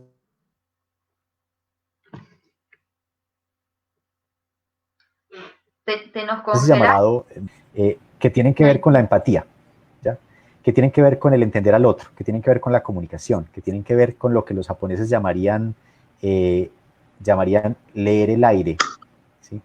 Leer el aire es un poco entender lo que está pasando, ¿cierto? Los gestos de la gente, entender que no todo se comunica y que lo que no se comunica también hace parte de esa comunicación y de ese entendimiento con mi comunidad, ¿ya? Y eso es clave, ¿vale? Muy interesante, muy importante hacerlo. Nelson aquí nos pregunta por términos castizos. Nelson, cuéntanos cuáles son los términos que quieres que aclaremos, porque me pasa a veces que, en efecto, uso los términos en inglés. Si es Design Thinking for Libraries, es porque la metodología se llama Design Thinking, o sea, es el nombre de la metodología, que en español sería Pensamiento de Diseño para Bibliotecarios. De hecho, ¿Se cortó? ¿Se corta? Sí, se cortó la conexión. Mientras que él vuelve, en Nelson, en Design Thinking, por ejemplo, en Argentina, uno de los que está trabajando es Eduardo Giordanino, que estuvo en nuestra biblioteca el año pasado, en que dio capacitaciones acerca de eso.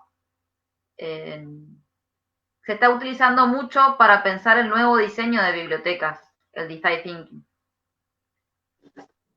Y nos saluda Fernando Iris. Fernando es el director de Biblioteca Nacional de Maestros. Va a ser uno de nuestros invitados a este ciclo. Gracias por estar. Esperemos un ratito. Si Santi puede volver a conectarse.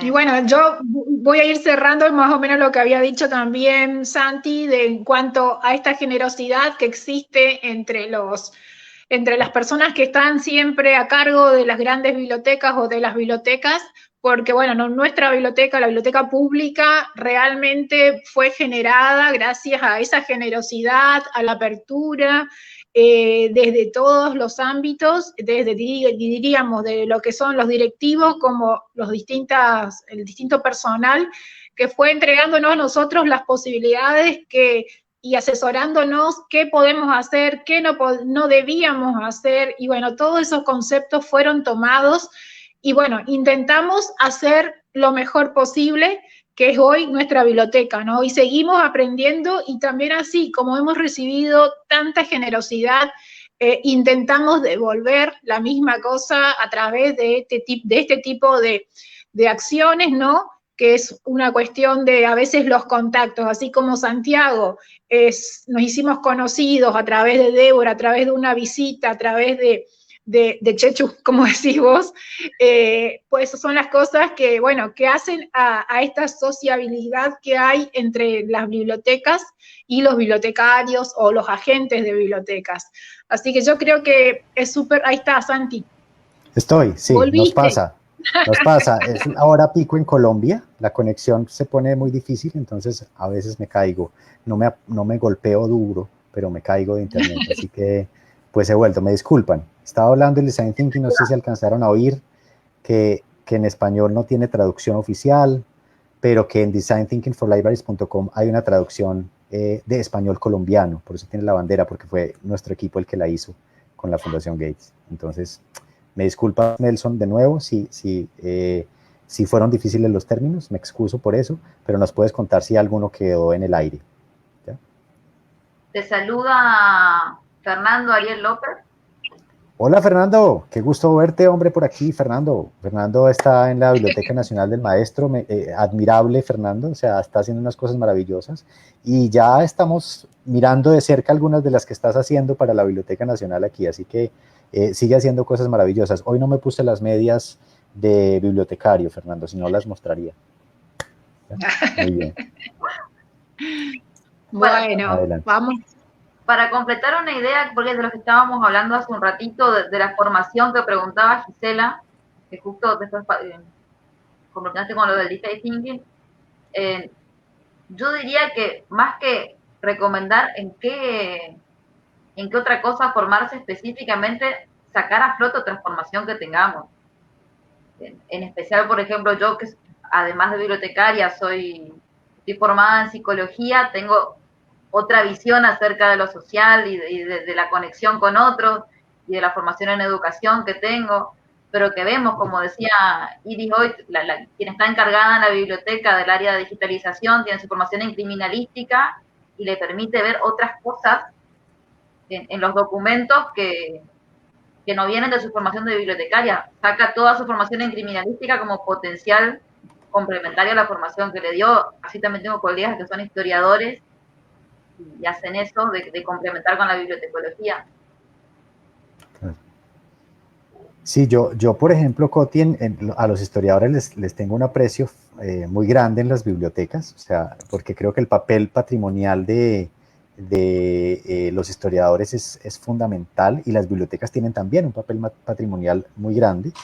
Hay un ejemplo muy bonito de un filósofo historiador también de Medellín, que se llama Gabriel Vanegas, tal vez ustedes lo conocen porque lo he mencionado varias veces en otros lugares, que hizo un proceso de mapeo de cartografía social en su comunidad en la Biblioteca Pública Piloto de La Loma, en Medellín, en el que involucró a la comunidad en todo un proceso de creación y de recuperación de la memoria histórica a partir del mapeo. Empezó dibujando con los niños unos mapas, dibujando las historias, tomando fotografías, luego lo volvió un proceso digital porque con la excusa de montar eso en OpenStreetMap les enseñó a los chicos de computadoras y les enseñó a los chicos de informática, y entonces ya tenían el barrio mapeado en OpenStreetMap, y luego con la excusa de evolucionar de nuevo quiso enseñarles de fotografía aérea y se consiguió unas cámaras digitales antiguas o viejitas, básicamente transformó en unas cámaras para montarlas en unos globos, literal, de helio,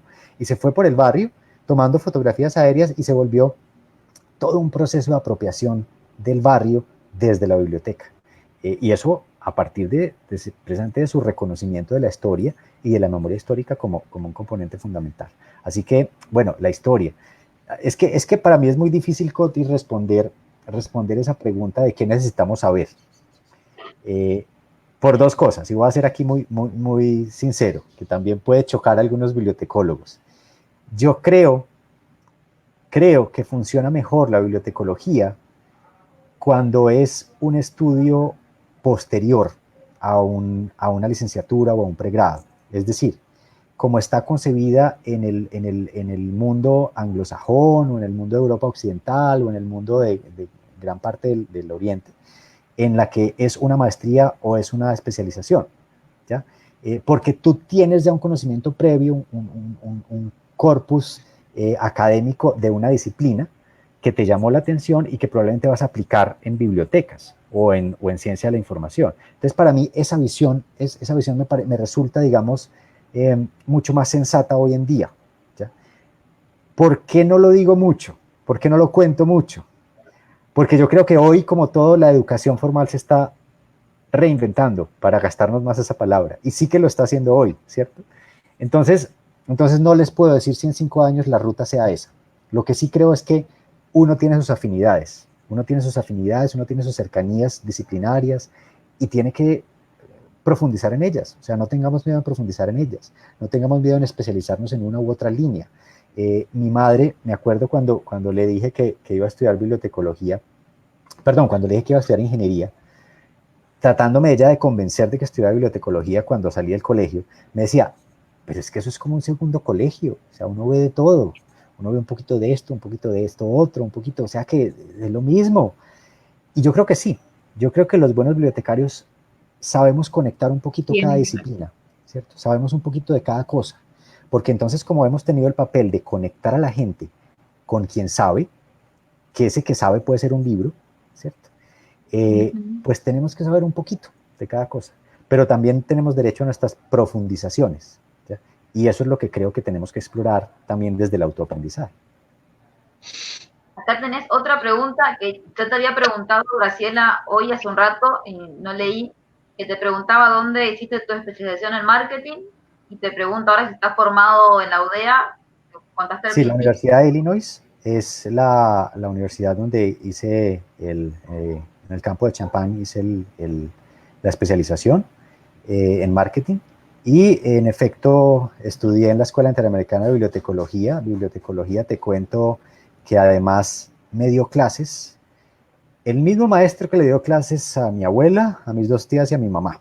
Y además todavía va por ahí a algunos congresos, no sé cómo hace, no sé cómo hace para seguir tan activo, pero fue de las personas que trajo la bibliotecología a Medellín, o que la llevó a Medellín, porque yo no estoy allí en este momento. Se llama Uriel Lozano. Uriel Lozano daba lenguaje documental, y básicamente me dio a mí la misma clase. Me acuerdo mucho que era el único profesor que para ese momento todavía usaba transparencias, ¿ya? Todavía usaba diapositivas, ¿no? Y era el único docente por el que la escuela todavía tenía retroproyector, todavía tenía proyector de diapositivas, porque él no usaba computador ni nada de eso. Entonces, para que te hagas una idea, creo que usaba las mismas desde que vino de estudiar en la Unión Soviética bibliotecología hasta ese punto.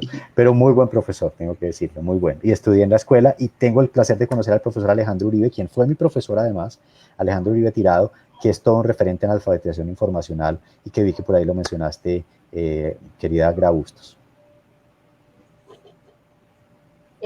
Fernando acá está recordando una de las experiencias que tuvieron juntos en el 2013 con Gabriel Venegas, narrando las experiencias de mapeo social, ¿no? Y dejó el link para quienes quieren conocer la experiencia. Así es. Exactamente, así es. Bueno, muy buena memoria que tiene Fernando. Ahí contamos un poco de esa idea, exactamente, en 2013. Así es, maravilloso, muy bien, muy bien. Pues muchas gracias, Gra, por ese cumplido que pones ahí. Tiene una cosa la bibliotecología de la Universidad de Antioquia que me parece enormemente hermosa y que tendríamos que explotar mejor, y es que la bibliotecología de la Universidad de Antioquia es una bibliotecología social. Es decir, estamos orientados a esa idea que he tratado de reiterar tantas veces, y es la idea de que las bibliotecas son lugares para la transformación social, son espacios naturales para transformar comunidades, y que nuestro papel está en eso, en empoderar. Además tiene una visión muy bonita hoy de la bibliotecología del sur, de la que son grandes exponentes otros, tengo que decir yo. Yo procuro hacer una mezcla de muchas bibliotecologías. Yo soy muy ecléctico en todo, definitivamente, pero tengo que decir que Natalia Duque, por ejemplo, o que el profesor Didier Álvarez, pues son grandes exponentes de esa bibliotecología del sur, que es tan bonita y que tiene tan bien fundamentadas las teorías de por qué tendríamos que decolonizar también el conocimiento y demás. Yo soy más del pensamiento de que cada cosa tiene su riqueza, y que la mezcla también nos puede enriquecer, reconociendo esas especialidades tan bonitas y esas teorías tan profundas que cada uno pues propone desde su línea, ¿no? Y es una línea muy linda, porque normalmente cuando nos formamos tenemos la línea anglosajona, la línea europea, y no hay todavía conformado una línea teórica propia nuestra del sur con nuestras realidades, porque esto que mencionabas hoy de la crisis no es solamente momentánea, como decís vos, siempre las bibliotecas están en crisis, pero porque Latinoamérica hace muchos años que siempre está en crisis, una realidad que compartimos todos los latinoamericanos, y necesitamos pensar en una teoría bibliotecológica desde nuestras realidades, que muchas veces es diferente a la europea o a la estadounidense. De acuerdo. Y una cosa que descubrí en mi trabajo con el programa de la Fundación Gates, con el programa Beyond Access, cuando estuvimos en el África, bueno, digamos que independientemente del lugar al que uno iba, o el lugar en el que estaban las bibliotecas, Tailandia, Filipinas, Georgia, Bangladesh, Uruguay, Perú o Colombia, teníamos las mismas necesidades y teníamos las mismas potencialidades. El bibliotecario es, por defecto, una persona comprometida con su comunidad. O sea, si eso tenemos, ¿no? Somos comprometidos con la comunidad. Santiago, yo conozco bibliotecarios que están ahí porque los pusieron los políticos. Sí, pasa en todas partes. Pasa en África, pasa en Filipinas. A esos yo no los llamo bibliotecarios, con el perdón, ¿cierto? Porque están ahí porque los pusieron, ¿ya? Pero los que somos bibliotecarios de corazón estamos porque reconocemos el valor que tiene la biblioteca en el mundo, ¿ya? Y también reconocemos el poco valor que se le da desde las esferas del poder generalmente, ¿ya? Entonces tenemos las mismas necesidades, estemos donde estemos. Pero lo bonito cuando fuimos a África es que descubrimos y reiteramos también la idea de que las bibliotecas más innovadoras son aquellas que menos recursos tienen. Claro, porque cuando uno tiene que trabajar con las uñas, pues se inventa formas diferentes de trabajar, ¿ya? Esas experiencias, esas expectativas que tenemos con las comunidades en las bibliotecas que no tienen muchos recursos, tendríamos que compartirlas y tendríamos que hablar. Esa cooperación sur-sur, y estoy hablando de África, estoy hablando del subcontinente asiático, estoy hablando de parte de Oceanía, estoy hablando de Latinoamérica, tenemos que reforzarla. Y así tengamos barreras lingüísticas, hombre, les quiero decir, es que de verdad, tenemos las mismas necesidades y las mismas potencialidades. Hay que ver en Nigeria, en Lagos y en Abuya lo que las bibliotecas están haciendo para disminuir la desigualdad de género, ¿ya? Hay todo un empoderamiento desde las comunidades bibliotecarias de las mujeres y de las niñas en Nigeria para hacerlas partícipes de un proceso de transformación del país, ¿ya? Un país que sufre de corrupción, un país que sufre de falta de educación formal, y las niñas que se están yendo a estas bibliotecas tienen procesos de formación en STEAM, en ciencia, tecnología, ingeniería y matemáticas, gratuita y abierta desde la biblioteca, y están usando colecciones maravillosas en la biblioteca y están logrando disminuir esos índices de desigualdad en las empresas nigerianas. Así que es posible transformar el mundo y es posible hacerlo desde el sur. No tenemos necesariamente que mirar los ejemplos anglosajones. Eso de copiar y pegar no funciona, ¿sí? Copiar y pegar en modelos bibliotecarios no funciona. O sea, muchas veces nos dicen, Santiago, eso que hicimos en Confama, eso que hiciste en Confama con la transformación de bibliotecas es muy parecido al modelo finlandés, al modelo nórdico. A ver, no, o sea, visualmente se les puede parecer, ¿cierto? Arquitectónicamente se les puede parecer, pero es como juzgar el libro por su portada, ¿sí? O sea, el contenido es lo importante, ¿ya? Y ese espacio físico que representa las bibliotecas hoy es el reflejo de los servicios que prestan, ¿ya? No es al revés. No es que, miren, yo tengo un espacio bonito y unos muebles que compré en Finlandia, vamos a ver qué hacemos con ellos. No, es esto estamos haciendo, esto queremos hacer, esto queremos lograr, ¿qué espacio creamos para lograrlo? ¿Sí? ¿Presencial o digital? ¿No? Básicamente. Tenés una pregunta acá de Paula, que te pregunta si crees que una vez finalizada la pandemia, las bibliotecas y demás instituciones culturales mantendrán servicios generados y potenciados en este tiempo. Yo creo que sí. Respuesta corta, Paula. Creo que algunos, la mayoría los mantendremos. Creo, sin embargo, Paula, que viene una crisis financiera que nos toca a todos, una crisis financiera global, de la que ya no nos cabe la menor duda, porque pues hemos visto crecer los índices de desempleo en nuestros países, en nuestra región, y muchos son empleos bibliotecarios, ¿no? Entonces vamos a ver potenciado lo que ya algunos hacemos muchas veces, y es que somos lo que en Colombia llamamos toderos, es decir, hacemos todo en la biblioteca, ¿cierto? Somos el que clasifica, el que cataloga, el que compra, el que recibe, el que presta, el que hace promoción de lectura y el que va a hacer la biblioteca viajera o la maleta viajera. Creo que lo que deberíamos hacernos, y digo hacernos porque es profundamente nosotros pensarnos como bibliotecarios, es pensar en esos servicios que estamos extendiendo hoy desde medios digitales o medios remotos, porque también pensemos en el teléfono, pensemos en la radio, pensemos en la televisión comunitaria. Esos servicios que estamos ejecutando representan una ventaja respecto a los que ya teníamos. Podemos transitar alguno de los servicios a estos medios remotos. Están siendo alcanzadas más personas y profundamente más personas. Y creo que la respuesta que nos demos será la que nos dirá si continuamos o no. No podemos hablar, como no podemos copiar y pegar modelos bibliotecarios, no podemos hablar de un estándar, que todas las bibliotecas van a sostener estos modelos. Pero si nos preguntamos conscientemente cuál representa más oportunidades para mí como bibliotecario y para mi biblioteca en términos de impacto social, pues probablemente podremos sostener algunos, ¿ya? Yo sí creo que las bibliotecas deberían tener un canal digital, si sus usuarios están en medios digitales, para atender las dudas y las preguntas. Yo sí creo que los bibliotecarios tendrían que tener un programa de radio para extender a esas comunidades que no tienen acceso a los medios tradicionales digitales, el acceso a la lectura, el fomento, la alfabetización digital. Yo sí creo que los bibliotecarios tendríamos que ser formadores de estos medios y tendríamos que estar formados, pero depende de cada contexto. Entonces, la pregunta otra vez se hace desde el interior y se hace desde la biblioteca misma. Yo Bien, también estoy viendo las preguntas. En Bárbara, que nos dice, bueno, que es cierto que nos debemos una teoría bibliotecológica latinoamericana. Y Rosita, bueno, Rosita es una de las referentes para la bibliotecología latinoamericana. En Argentina tenemos en particular a Julio Jatú, que es profesor en la UBA, que sigue la misma línea de Didier en la bibliotecología social, es un referente en Argentina para la bibliotecología social, que viene trabajando hace un tiempo. De acuerdo.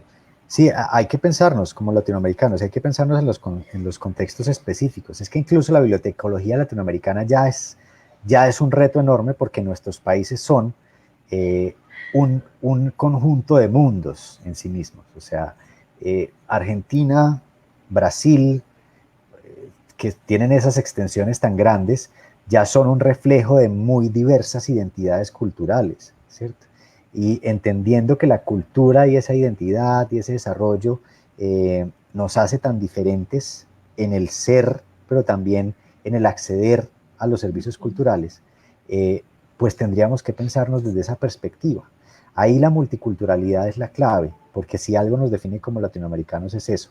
Y aquí en Cali, en Colombia sí que lo he determinado. En Cali es tal vez para mí la ciudad multicultural por naturaleza en Colombia. En Colombia tenemos parte del Amazonas, tenemos unos llanos orientales que nos conectan con esa hermosa Venezuela, tenemos una zona andina que nos conecta con esos cafetales, esos sembradíos y esas cosechas de café, con las personas así blancas, pálidas como yo, pero tenemos una zona pacífica con esas hermosas pieles morenas y esas hermosas pieles oscuras, y tenemos una zona caribe, danzarina, bailarina, con patrimonio enorme.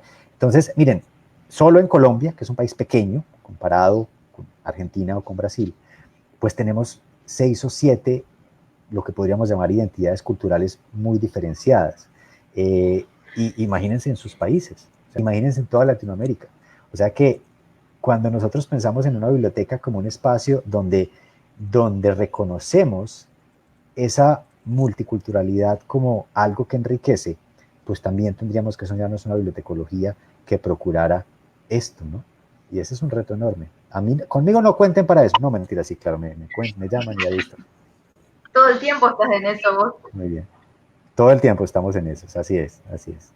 Bueno, este ejercicio está muy bonito, ¿no? Mucha gente conectada. Como mencionabas hoy lo de los recursos, que acá en Argentina nos pasa mucho, las bibliotecas populares, como mencionaba, tienen pocos recursos y muchas veces, bueno, nos pasó cuando en la Biblioteca Pública de las Misiones hizo el Encuentro Nacional de Bibliomóviles, que vinieron bibliomóviles de bibliotecas populares, las acciones que llevaban a cabo para la comunidad con sus escasos recursos eran totalmente creativos, de criar una vaca con el pueblo para que eso sea, para vender la carne de la vaca y con eso conseguir recursos, nos encontramos con un montón de experiencias. Pero aparte, por ejemplo, yo recorrí algunas provincias estando dentro de la CONAVIP y bueno, uno va con toda la expectativa de contar lo que uno hace, de darle ideas y todas hacíamos lo mismo, pero con distintos nombres y con distintos recursos. O sea, por ejemplo, nosotros de la BPM, obviamente, gracias a Dios, tenemos buen recurso, pero ellas hacían las mismas acciones, o sea, el servicio era el mismo para su comunidad, que era mucho más reducida, y con la misma calidad, o sea, es como que, por eso decía yo hoy al comienzo, como que está todo ya creado, solamente que uno lo va armando según su espacio, según sus usuarios, ¿no? En este caso que estamos hablando. Pero realmente es impecable el trabajo que hacen nuestras populares acá en la Argentina, que son muchísimas, que bueno, que no tenemos esa red de bibliotecas, por ejemplo, que ustedes tienen las públicas, pero sí nosotros tenemos a través de la CONAVIP una red de bibliotecas populares, que hay que sacarle el sombrero porque son comisiones, las muchas, todas, ad honorem, la mayoría, y con un trabajo que realmente están dentro de su sociedad. Estos laboratorios que vos decías, no, o sea, ellos están dentro de su sociedad y la pelean y están ahí con servicios de mucha calidad y a veces mucho más cerca, ¿no? De todo, por ejemplo, nuestro trabajo que hacemos desde la BPM con semejante estructura, ellos están ahí, cerquita, cerca, y dando los servicios que esa gente necesita. Y algo que quería contar, que fue una experiencia que tuve estando en San Pablo, Brasil, ¿no? Ellos trabajaban mucho y que a mí me quedó todavía, eso no lo pude lograr todavía en la biblioteca pública, pero ellos trabajaban mucho con trabajadores sociales que daba este acercamiento a lo que es ese contexto para quien nosotros tenemos que trabajar, donde vamos a descubrir reales necesidades para llegar a cubrir ese servicio que tenemos que hacer, ¿no? Así que eso me acuerdo que me impactó muchísimo y bueno, me quedó pendiente para hacer acá. Las bibliotecas populares, eso sí que es un fenómeno bien bonito latinoamericano y muy únicos, del sur, no solo latinoamericano, sino muy del sur. Aquí en Cali hay una experiencia muy bonita que se llama Bibliogueto. Bibliogueto es una experiencia de lectura, o que empezó como una experiencia de lectura en las esquinas del barrio, y luego se convirtió en una biblioteca, prácticamente una biblioteca móvil, que además recorre la barriada de Cali, y que tiene, entre otras cosas, una tienda muy bonita donde Fernando, que preguntó por mis medias, podría comprar las medias bibliotecarias, pero también podría comprar camisetas literarias y ese tipo de cosas, porque las bibliotecas populares sí que tienen ideas de cómo hacer sostenibles nuestras bibliotecas, de cómo hacerlas sostenibles, porque claro, porque son bibliotecas creadas desde la comunidad, o sea, no reciben ningún dinero público, a no ser que participen de concursos específicos, pero tendríamos que mirar más las bibliotecas populares, tendríamos que mirar y admirar más las bibliotecas populares y hacerlas parte de estos equipos de trabajo de las bibliotecas públicas, académicas o especializadas que tenemos. Hubo una comisión años antes, desde la misma CONAVIP, han visitado Colombia y también gente de Colombia ha venido acá a la CONAVIP a hacer justamente ese intercambio, porque bueno, se asombraban, ustedes o sea, trabajando mucho con el tema de las bibliotecas estas de La Paz, y bueno, y nosotros con las populares. Hubo un lindo intercambio de experiencias para ambos países, diríamos, ¿no? Así que eso fue positivo también. Qué bueno. Pues bueno, ustedes dirán cuándo voy a misiones, ¿no? O sea, yo estoy pendiente que habiliten los vuelos y nos vamos para allá. Sí. Dale, Santiago. Bueno, muchas gracias. Gracias a ustedes, Iris, de verdad por la invitación. Coti, esta serie de charlas la seguiré muy de cerca porque me interesa mucho aprender de las experiencias de vida de los colegas, y hay mucho por hacer en este mundo bibliotecario, sin miedo, probando. El mundo es un experimento, el mundo es un laboratorio, entonces nosotros sabemos y tenemos cómo, porque tenemos ese corazón en la gente, y en el conocimiento y en la transformación que es donde deberíamos tenerlo. Gracias a vos. por ser nuestro primer invitado, por haberte sumado a la idea. Ahí le estoy pidiendo, agradezco a todos los chicos que están detrás de esto. Nosotros estamos al aire, le cuento a la gente, pero hay un equipo que está detrás. Estamos como en la tele, ¿viste? Lo que están detrás de las cámaras. Claro.